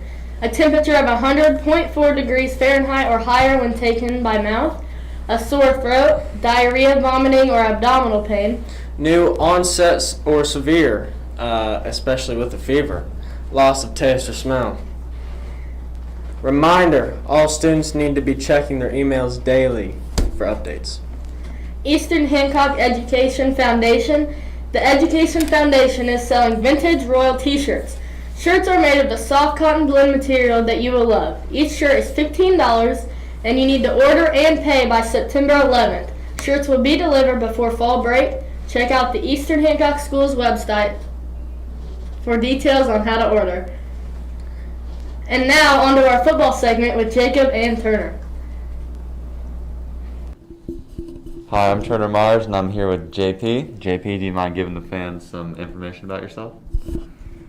I'm JP Fox. I'm in the class of 2021, and I play receiver and sometimes DB. Just a couple questions about you. What are your plans after high school? I'm going to go into sales and marketing, hopefully, hopefully succeed and not fail in that. I'm sure you will. And I'm not sure which college yet, hopefully Franklin or Marion or somewhere close, sort of. Okay. What is your favorite football memory of all time? It would have to be just last week when I ran a slant corner and I caught a one-handed catch over the DB that was guarding me because we were in a close game and one-handed catches are kind of cool. So it was a pretty good catch. It was probably my best memory. Who's the worst driver on the football team? Ben Adkins. Ben Adkins is the worst driver on the football team. You can ask anyone who knows him, including myself, and if you really need more information, you can get Houston Swan to tell you. All right. Who's the funniest on the team? Ben Adkins. Ben Adkins is the funniest man on the football team. Even the viewers probably know that. Because Ben just doesn't even have to try. Ben's just funny. Like, he doesn't even mean to do anything he does. But he's funny as can be. I can agree with that. So you're stranded on an island. What 3 things are you bringing with you? Ben Adkins. Ben Adkins is first because Ben Adkins can build me a fire. And he can probably build me a boat to get me off the island. Number 2 is a cell phone, even though it's probably useless, just in case. You never know. You never know. It might work. Understandable. 3, probably a football, just because got to pass time somehow. You and Ben can play some catch. Yeah, me and Ben can play some catch. Or it might be food, because because Ben could cook me some food. Ben can hunt for you too. Ben can do everything for me, so I'm taking Ben. Ben's the all-purpose man. Absolutely. All right, so last question here. What are your goals for this season, both individual and team-wise? This year, team-wise, it has to be state. I mean, we have the talent to do so. It's just whether we execute correctly and if we do the right things. Individual, I would obviously like to make all-state, but we have a very well-rounded receiving core. You know, some teams, they have just one guy they got to get the ball to. I'm fortunate enough to be a part of a team where everybody gets the ball because we are all a pretty deep receiving core. So I don't know with yards and stuff if that'll happen, but obviously that would be something cool to happen. All right. Well, thank you for your time. We appreciate it, and best of luck this season. Thank you. I never made it, but I know what it takes. I'm motivated by a mix of emotion. Got my statement, and I'm reading it slow so I can understand it fully. Appreciate my standing, go out of this world and right on time. It's time for the Commissioner's Corner, an exclusive weekly conversation about Indiana high school sports with the Commissioner of the IHSAA, Paul Neidig. Now for an up-to-the-minute report about what's happening in the constantly changing world of high school sports, here's Coach Bob Lovell with Commissioner Paul Neidig. Welcome back, everyone, to our weekly conversation with the Commissioner of the IHSAA, Paul Neidig. And Paul, congratulations to you and the association and obviously to the member schools around the state. It appears, I think, for most of us that the first 2 weeks of fall sports have gone relatively well. And I would agree completely, Bob. You know, our member schools continue to do a phenomenal job working with their student athletes, working with their communities to make sure that they're doing everything they can to keep everybody safe so we can play high school football and everything this fall. You know, I've just been so impressed with their and it's funny, you know, there was a lot of intrepidation in the beginning because it was all unknown, but the enthusiasm's coming back here at a record level because we've got week 2 in the books. You have week 2 in the books, and it appears you've had, I'm not exactly sure of the right word, but you have had a few situations where games have had to be moved around. I think most notably the past week, Danville having to postpone their game with Mooresville. Mooresville learning on a Wednesday they had to find an opponent, was able to hook up with Leo and play a game. How many of those situations have happened to this date? Yeah, so far it has actually been the same the last 2 weeks. We've had 16 opponents in each of the last 2 weeks that could not play because of various reasons. The vast majority of those are due to kids that were out because of quarantine, not positive tests. And so it's happened at about a 10% rate across the state, as we've been seeing. But what I would tell you is also, Bob, we have some schools that simply don't match up with an opponent that's available in their area or size-wise. But the last 2 weeks, we've had 95% of our schools available and ready to play football and just couldn't do it because of various reasons. So those are really good numbers that we've been tracking. Is it the same with your other fall sports? Have they been affected similarly as football has? It has. It's very similar across the board. And again, it's, you know, we've got student athlete, or we got schools that have to shut down for various reasons. And, you know, we expected that when the season began. We spoke to that and it's come true. And the numbers are about what we thought we would have when we got back into play. Paul Neidig with us from the IHSA. Paul, you've been fortunate, obviously. Schools have been diligent. Student-athletes have. Fans seem to be, too. And what's been the reaction of your schools and how the fans have treated this situation? I think all in all, we always have, some outliers out there, but that's the small story of this whole thing. The vast majority of people are doing what they can to keep student athletes safe. I mean, our staff's been out and about. I've been at several games this year, and I walk in and I don't see people hustling to get their mask on when I walk in, which tells me that they're, they've taken it serious and they're really trying to do everything they can to keep this thing moving. And that's what I've told some folks. If we want to play in November, we've got to do the right thing today. Well, you have week 3 coming up, and as we've seen to this point, we've had good weather, reasonably good weather, and great football. Right, and I think we're going to continue to see that. Weather forecast looks good for this weekend, and as we get into week 3, you start learning a little bit more about who's got what and where the strength in the state lies, and and we get through this week, we're going to really start identifying those teams that may be able to make a run through the tournament. But there's been some surprising teams this year that traditionally have not had a lot of success that are doing pretty well right now. He's Paul Neidig, the commissioner of the IHSAA. This is our weekly conversation about all things related to high school sports in our state. Paul, thanks so much for your time. Have a great week. Thank you very much. And again, thank you for everything you do for our kids. All right, Paul, thanks for the kind words. Have a great week. We'll talk to you next week. All right, Bob. Have a good week, man. Thanks for listening to The Commissioner's Corner with IHSAA Commissioner Paul Neidig and Coach Bob Lovell. And thank you for your continued support of the high schools in your community.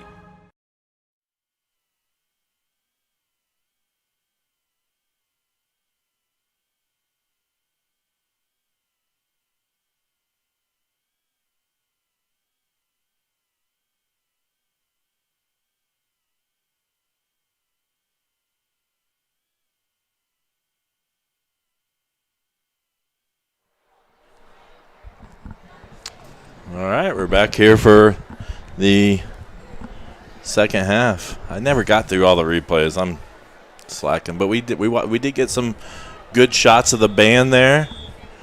So, and I hope you could hear it. I threw my microphone out the window, and so hopefully you could hear the band. And then when I needed to, I started the halftime report because I knew how much time it took, and thought the halftime report was good. I saw Tracy McDaniel made a comment about the halftime report. It's our second one, so we're just trying to get better each one. We're not going to do one for a while probably because there's a good chance we might not be live streaming for at least football games for a couple weeks. Well, it looks like we're getting ready to go for the second half.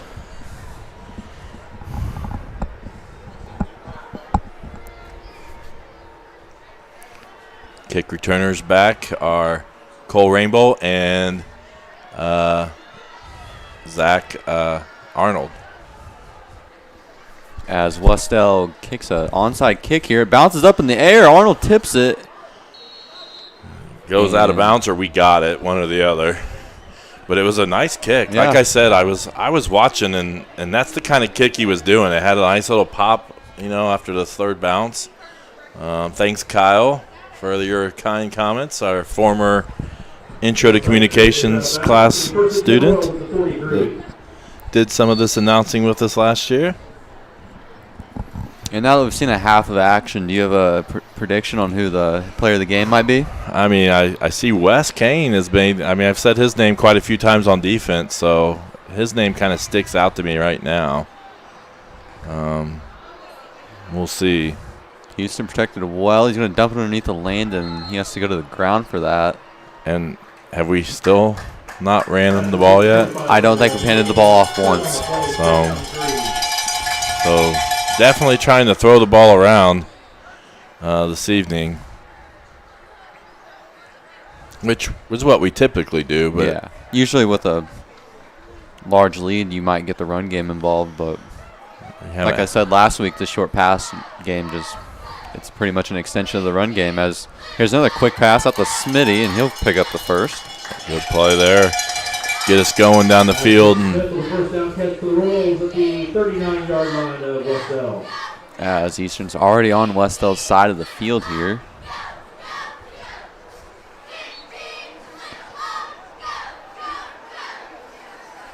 make sure you stick around. These Royals are playing hard for us. And really appreciate you watching the live stream tonight. And we do finally hand it off to Johnson, the senior. He's got great blocks downfield, and he powers down to about the inside the 20. So good job, Jacob Johnson, with his first rush of 2020-21. And it's a big one. Very similar. I think Zach had a similar type run last week against New Albany. I think his might have went for a touchdown or at least got close. He had a few that just like that, but Johnson really moved the ball there. As Johnson lines up next to Houston in the shotgun once again here. And he will motion out. And this looks like the same play they scored on earlier. And Houston's going to tuck it and run. He's got blocks downfield from Cole. Johnson's going to give him one, and Houston will scamper out of bounds at about the 4-yard line. Kind of. I mean, you wondered if he was just going to ram it right in there to see, but kind of a smart play there by Houston, I think, to not risk getting a big hit and in a game that we're up 28 points here early on in the third quarter. And I think Houston just does a good job of that overall. It's not taking those unnecessary hits. Right. First and goal for the Royals, seeing if they can capitalize on their red zone trip as they weren't able to last time down here. And they will hand it off to Johnson, and he is tackled down. Good tackle by the Wes-Del. So short gain, I believe.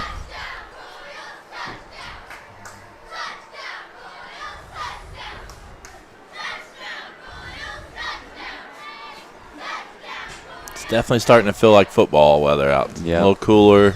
See some sweatshirts in the crowd.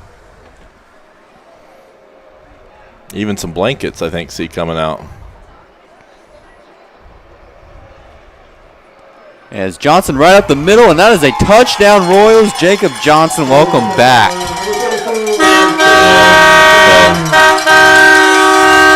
Nice strong run up the middle.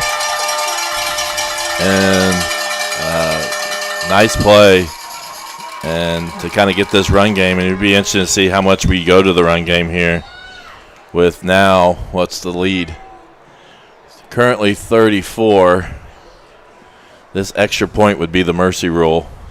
As it looks like JP is out to kick it, and it's good. So that's going to be, I believe that is going to trigger the mercy rule. A 35-point lead in the second half will make the clock start. Maybe it's lead with ball. Nah, I think it's once it hits 35. Okay. So we had some confusion in the Alexandria game. Even the clock operators and the referees were disagreeing on what goes on, but we are going to have the mercy rule, which is going to make this second half just move extremely fast. So stay with us. This game's going to get over pretty quick, and I'm sure we're going to see some seniors out there. I'm sure we're going to see some younger freshman players out there, JV players. So we're going to try to call them out as we see them. I'll look into the future of after this. It's a very junior and senior heavy team, so this fourth quarter with a lot of the JV starters, I'm predicting, will be a feature on what this football team will look like in 2 or 3 years. Right. Oh, and we're missing And Landon with the pump fake going in and out of the game. 1, 2, 3, 4, 5, 6, 7, 8, 9, 10. There are 11 out there, so we nearly threw a 12th out there. And JP will kick it deep again. He's done really good on his kickoffs, and this one will bounce, and he's going to field it off the hop. And he's going to go down the sideline, and a good tackle. That is Tyler Spear on the tackle. Good coverage, good coverage. Our kickoff coverage has been outstanding tonight. I do want to mention here, just why we have quite a few viewers and probably some viewers we have weekly. We are probably and most likely definitely not going to be at the game next Friday. So usually Heritage Christian has not allowed us to go, but it's not because they're mean or they actually have their own broadcasting crew, Indiana SRN. And I looked at their website yesterday, and they are video streaming it. So IndianaSRN.com next week, you'll be able to watch it. You'll have different announcers, probably not as good as here, but yeah. Looks like Wes-Del is going to come out in a new type of offense. They go empty, and pass is bobbled, and that is number 31 on the catch. Carlos Ortega with the reception. Right, and at this point, the running clock, they might as well try a lot of different things. Yep. Next week will be a little bit different. Obviously, Heritage Christian, top 5 team in 2A, going to be a challenge for the Royals. And a turf field, so they'll be playing on a turf field for the first time. A few times they'll play on turf this season. As it's a jet sweep to number 5, and he's going to be stacked up after about a gain of 1. Well, I know at some point I want to see that replay of that tipped pass. Oh, yeah, where it gets tipped and then the guy's falling down and it just really just winds up in his hands. Right place, right time. Right. And it looks like Sotelo is on the sideline. And we got Riggs comes out. And a few others who just came in. I think they rotate their linemen quite a bit. Yeah. Looks like Jackson Beardry came off. As he's going to throw receivers to the bottom of your screen for Wes-Del, and he pumps the bubble. He's got a man down the seam. That's picked off by JP. He's got blockers, and JP's still up. He's got one man to beat, and that's a good tackle by the quarterback. But JP have a new favorite play, a favorite moment. I mean, I thought he was going to have a pick 6 there, and he comes up a little hobbled. So take a shot right to the knees from the quarterback. So he's walking it off, it looks like. Really made a good play on that ball, drove right after it. So threw a pump. They threw a pump fake, but JP didn't go for it, and he was ready. And Eastern's going to take over on the 12-yard line. And Charlie Halcom's in a receiver still. And Johnson is in the backfield next to Houston to his right. And Johnson will motion out, and Houston's going to fire to Johnson in the corner and overthrows him. It's going to bring up second down. So Zach seems to be exclusively a receiver now. Playing, well, not even offense. It seems like he's been playing just defense for the most part. Haven't even really seen him much at a receiver. Is that who's missing? Well, JP's out currently. Yeah, I think Charlie's in JP's spot. Right. And do you know who's taking Hunter's spot at tackle this game? You see, I don't see a number. 58, 74. 74. 74 is Reed Hedrick. Yep, and he's playing and guard, Jacob actually. Is going to score a touchdown. Get into the end zone. Touchdown Royals. And the extra point will put them up 50-8. Oh, we have a flag. Late flag. I have no idea what it is.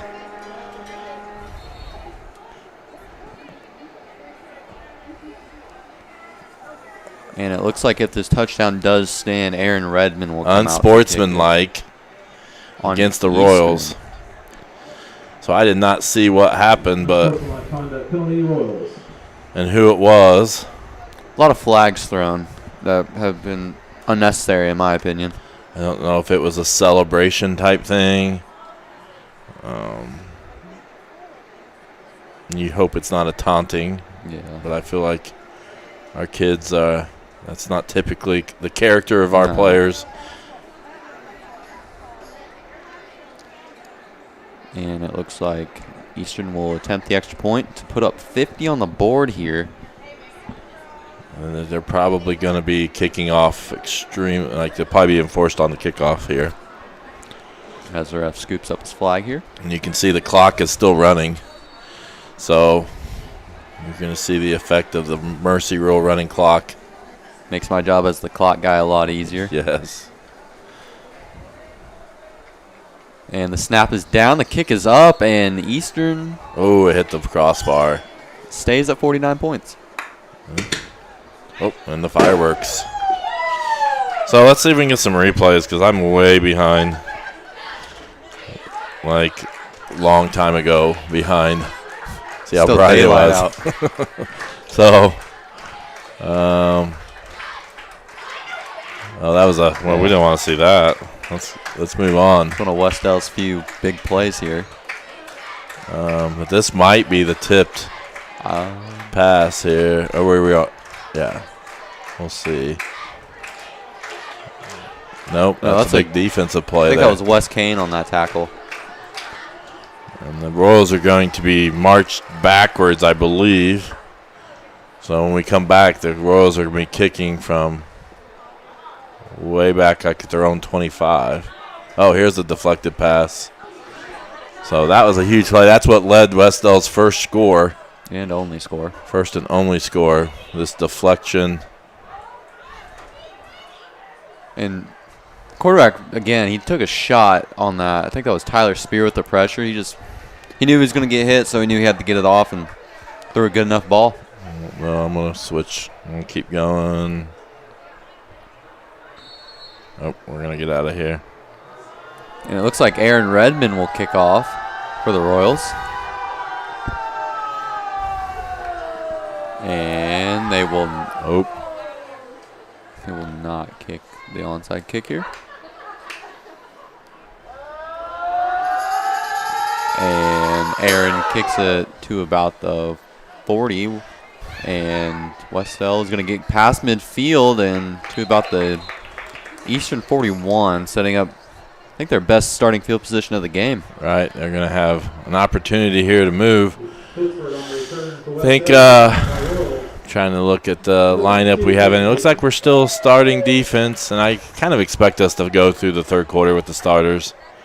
Because, like I said, these games go fast when you get to this running clock. And looks like Peyton Spear is checking in. So number Zach's 32. coming out. And Kane Sotelo is the deep safety. I think he's taking the spot of JP. Late or Cole coming late.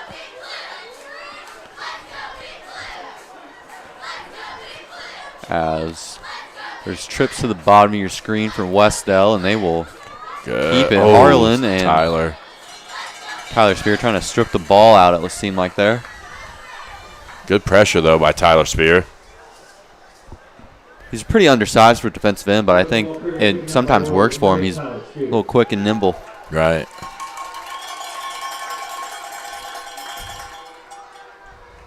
Same formation for Wes-Del here. Harlan's going to take the snap. He's going to fire the bubble underneath. And Cole brings him down. Well, it looked like we weren't sure if Cole was going to get to him, and sure enough, he tracks him down. And I think the Royals' speed there has been a big factor in why Wes-Del's had trouble moving the football. But Cole just came out, and we've got definitely some subs out. Landon O'Neill came out. Carter Wickert is in, number 16 on your screen. And Peyton Spear, I believe. I think he may have been in earlier. Like I said, we'll try to get some of these subs. I see Reed Hedrick on the line, which we rotate linemen quite a bit. Jacob Johnson still in at linebacker, and they will. Harlan's going to roll out. He's going to fire outside, and the ball's out, and it looks like Wes-Del fell on it. So, but it's going to be a loss on the play after looking like they nearly were going to get a first down. He caught it almost in first down and then retreated. And then he fumbled and lost about 4 more yards and got him back to about where the line of scrimmage was. It's like Jacob Wickard maybe. Jacob Wickard just subbed in. Reed Hedrick comes out. Jacob Johnson just came out. I didn't see who went in. Maybe 53. That is Braden Tincher. Braden Tincher comes in for Chase Riggs. And Harlan's going to throw. He's going to fire it down the sideline. Peyton Spear in coverage. Oh, my. Wow, that's a great catch. Right, good catch there by number 49. That is Nate Steele. Heck of a catch. Yeah, great catch, and that's just where Peyton just was outsized. Yeah. And they just kind of threw it up, and they just got good position. Almost blocked him out like he was playing basketball.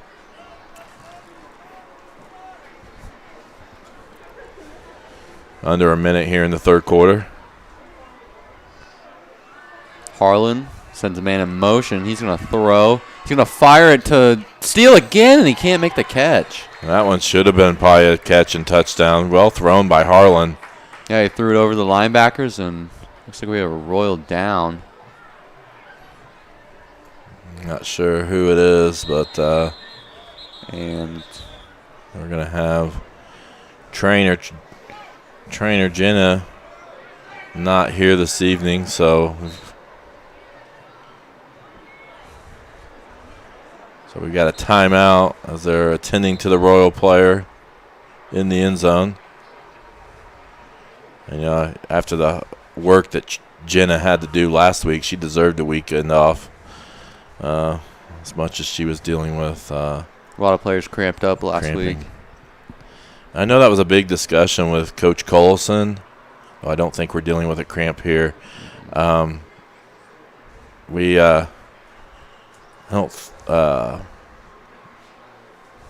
Collison and I know Coach Gallion, when there was a lot of discussion about trying to figure out why we were having so much cramping issues last week.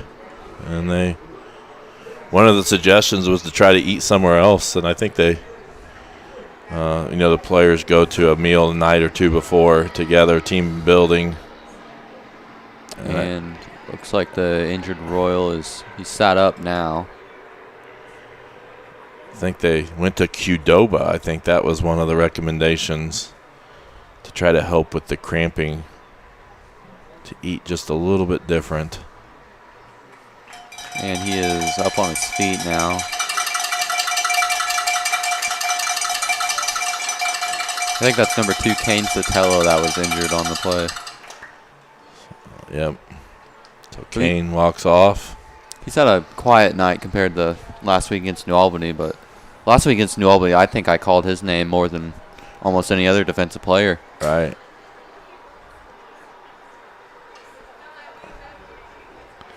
So he's being helped off by our replacement trainer. Sorry, I don't know her name. Replacement for Jenna tonight, and Coach McCarty.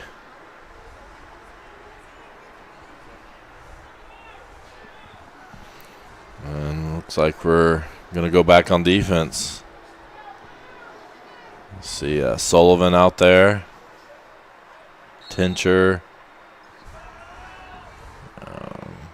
Really short cornerbacks out there, size-wise. Oh, and they don't get the snap off before the quarter ends, and they will flip ends, and we'll start the fourth.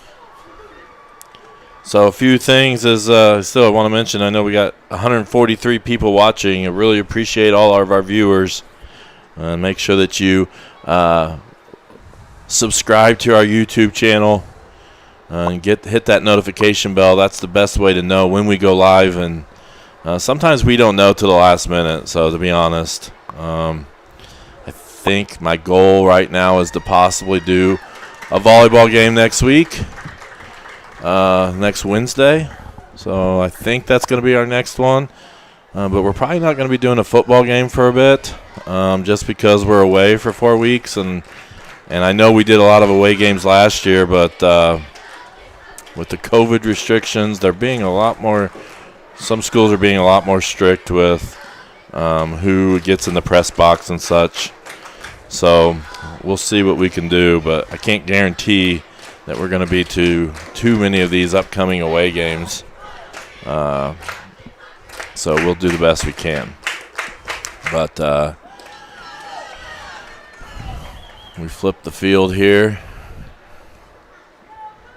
Eastern with its back against their own goal line here, trying to keep Wes-Del under double digits here. We are looking for a Paxton Farm Sweet Corn Player of the Game. We've already talked about it a little bit. So if you have a recommendation on who you think should be Paxton Farm Sweet Corn Player of the Game. Harlan has a wide open man, and that's a touchdown. Number 6 on the play. That is Cameron Buckner, the junior receiver. Also plays a little bit of cornerback. And 14-yard touchdown so, pass. like I said, we went to quite a few substitution. A lot of the JV defense in there right now. But that's a good experience for them. I think Wes-Del stayed primarily in their varsity offense. Right. And Harlan's going to keep it after just throwing for the touchdown. And the ball's on the ground. And they said he got in first, though. 2 points added for. Or wait. Wes-Del. I don't know. Maybe not.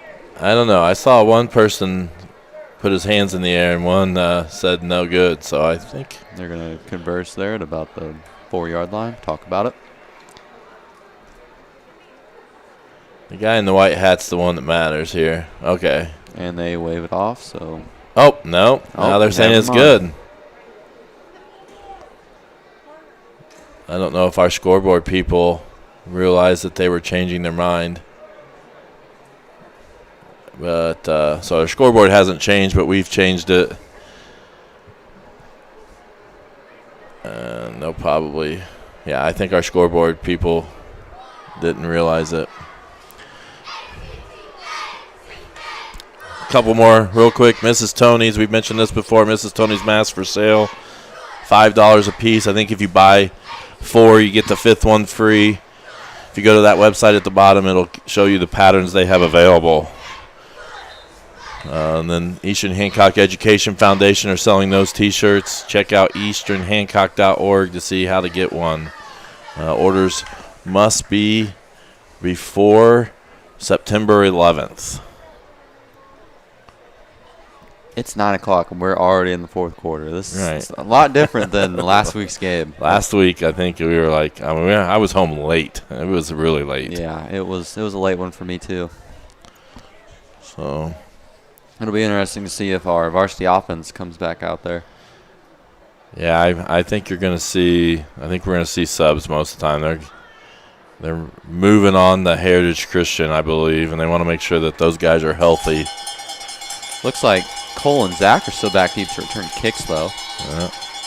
It'll be interesting to see if they try their onside kick again. They got a good bounce on the last one. Right, it was well executed. It just went out of bounds, and Carmen will kick off here for the Warriors. And he kicks it. Whoa. A high one that hangs up there. Sullivan fields it. And he's going to bounce off a tackler, reverse field, and he's brought down. Yep. And it looks like the second stringers, JV, will come onto the field here. So Redmond, looks like Redmond's going to be in at QB. And it'd be interesting as Coach Hibbert's taking over play calling duties on the sideline. It'll be interesting to see if our offensive scheme changes at all. Right. And we've got all kinds of new players. We'll try to get their names as we can do it here. Sometimes it's hard to see some of them, but we'll try to get it. And Redmond's going to throw. He's going to fire the bubble to number 12, and that goes through his hands. Well, the game plan didn't stop right there, so still throwing it. Still throwing the ball around. That pass was intended for Cameron Voles, the freshman receiver. I think I see Gavin Scroggins out there. Redmond from the gun here. And he will hand it off to, I think that's Peyton Spear, and he's got, that's Charlie Halcomb. And he's going to get to about the line of scrimmage. So a lot of these kids, some of them played against Alexandria, so this is their second varsity action. But 53. That's Tincher, I think. Tincher on the offense now. 77. That's Graham Hicks, I believe. Yep.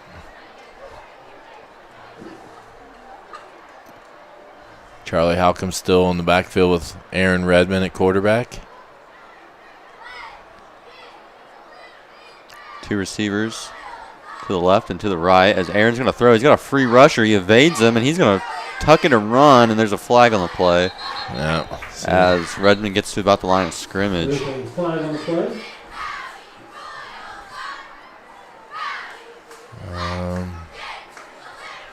75. Wickard's in. Number 15, that is Gavin Scroggins. Scroggins. Can't see that far receiver. I think that's number 24. That is Zane Badgley. I think they call him the Honey Badger is his nickname. Oh, yeah? Don't know how he got it, but I like the nickname. Yeah. So now 4th down and 10. Looks like it's going to be trips to Redmond's left here as the Honey Badger is the single receiver up top. And they're in no hurry here. They're just letting this clock run since the play clock got reset. And it's a running clock. 4th down for the Royals. They need 10 to convert.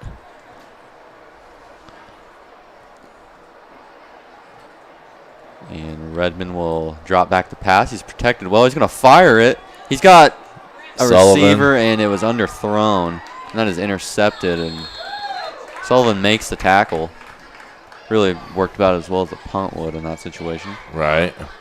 So Sullivan came back and got the tackle. But you can see the Royals aren't switching the game plan. They're doing what they do. Yep. And number 9 is in that corner. That is Dylan Bowman, the freshman. Number 23 next to him. That is Dominic Shelby, another freshman. See Caden Nation in. And 44. That is Kyle Murphy. Kyle Murphy in. So lots of players in here late in the game as the clock winds down. The clock does stop on timeouts.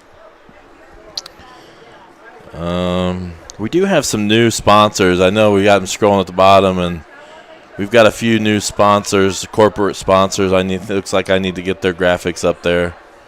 So some things have been changed. Now I remember I need to get the Greenfield Banking logo changed. So if you're interested in becoming a corporate sponsor there in the lower left-hand corner, contact the Athletic Boosters and contact the athletic department, and they can get you set up on how to become a corporate sponsor. They have lots of different packages at different price ranges, but all of the packages include your logo being scrolled down there in the on live streams. So we really appreciate it. There's been a consistent crowd. I still have 133 between Facebook, YouTube, and Twitter watching tonight. So really appreciate the strong crowd tonight for a game that's really been in the Royals' hand most of the evening. And it looks like we have a new quarterback in. That is number 7, Harrison Pittsburgh, the junior. He's lined up behind the center at quarterback in the shotgun, and he will give it off. And that is number 54, I think, with the tackle. That is Logan Hoskins with the tackle. Yeah. So good tackle there by Logan. And number 30 for Wes-Del with the carry. That is Devin Groh with the carry.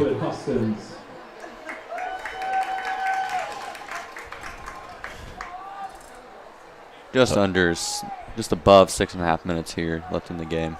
Both teams getting a chance here to get some subs in the game. And he's going to roll. He's going to dump it underneath the number 18, and he's going to pick up about 7. That is Spencer Hutzman with the reception. We'll mention a lot of JV players out here right now. JV got a big win the other night against Anderson Prep and won 48-0 at Anderson Prep. So nice job to these guys on Monday nights, and now they're getting the chance here to play on Friday night.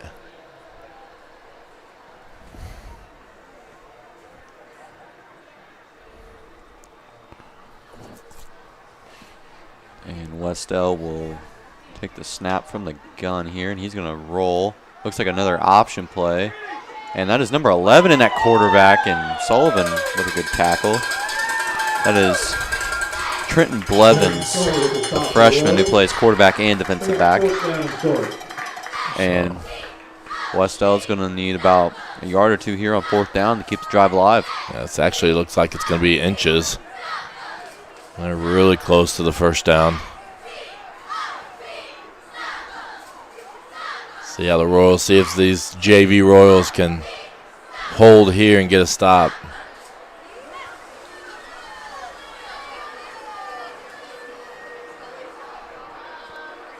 Look for a run right up the gut here. And it's a low snap. They give it to him, and it's going to get stopped. Good job, Royals. So big play by our youngsters. Getting the stop there, and going to get the ball back for the offense with under 5 to go. So, Coach Hibbert's probably happy there. See his JV players perform here. Wonder if that low snap had anything to do with that. Could have. Quarterback handled it pretty well, but it still threw off the timing a little bit. Right. Again, if you have any suggestions on not Royal Pride, the Paxton Farm Sweet Corn Player of the Game, put them in the comments. We always love to have the chat. We haven't had too many people talk about where they're watching from tonight. But I know I've seen someone from Florida pop on there, and so got a timeout. Would you like to name the Royal Pride fan of the game? Oh, well, of course, he's coaching this offense right now. Mr. Hibbert is once again our fan of the game. One of the great dynasties in sports, Coach Hibbert, and fan of the game. Yes, he's a dedicated fan of the Royals, and he's won this award nearly every game. That's why we have his picture on it. So we don't change the picture for everybody. But so Coach Hibbert now getting a chance to call the offense and defense for these JV players. I think eventually you're going to have to change the name to the Coach Hibbert fan of the game. Right, he's going to be the sponsor of his own award that he wins. Coach Hibbert wins the Coach Hibbert Award. And Aaron Redmond back at quarterback with 2 receivers on both sides. Halcomb next to him in the shotgun. He's going to send the man in motion, and they're going to shovel it to him, it looks like. He's going to cut up field, and there's a flag on the play. Probably going to be a hold. But Cameron Voles got a catch there. Cameron Voles on the carry for the Royals. There is a flag on the play. Holding Royals. Got a viewer from Colorado here. All right. Good. I saw our Kyle voted for Wes Kane earlier, and he's definitely a candidate. We do mention Houston Swan became the career completions leader in school history tonight. He's going to add to that, and he's got a year and a half to add to that, which you can just imagine how far he's going to put that out of reach, or very tough to break in the future. But so he would have to be a candidate a little bit just for that accolade alone. And another game with no turnovers after having 3 interceptions against New Albany. As Redmond's going to fire. He's going to sling it for Sullivan. He's going to get a block. And Sullivan's going to turn upfield. He breaks the tackle. He's still up, and he's down to the 35. So solid throw by Aaron Redmond there. And then Phillip Rivers sidearm action off that. Yeah, I hope Phillip Rivers has lots of those here coming up soon. But Sullivan really turned it up, and he wasn't going out of bounds. He was going to keep going, make Wes-Del force him out. Sullivan, a big, athletic freshman. Yeah. So, he doesn't look like a freshman to me. Yeah. He needs to play basketball. Very athletic. And Redmond's going to throw again here on first down. He's going to dump it underneath for Halcomb. Halcomb is in stride. Good throw by Redmond, and Halcomb down to about the He's inside the 10. Good. Oh, Redmond yeah. with They two were- straight good throws. Yeah, that was. And what's nice about Redmond's throw there is it just led him right down the field, and he didn't have to reach back for it. Hit him right in stride, and Charlie could just keep going upfield. And it looks like the offense is going to go back. Oh, there's a flag way back here at the 39-yard line. Oh, man. But And I'm sure that was a bad call because that was a great play by two freshmen. What's the saying? Holding happens every play. It's just whether you want to call it or not. Right. So great throw by a freshman to freshman. He's had two good throws back to back. Yep.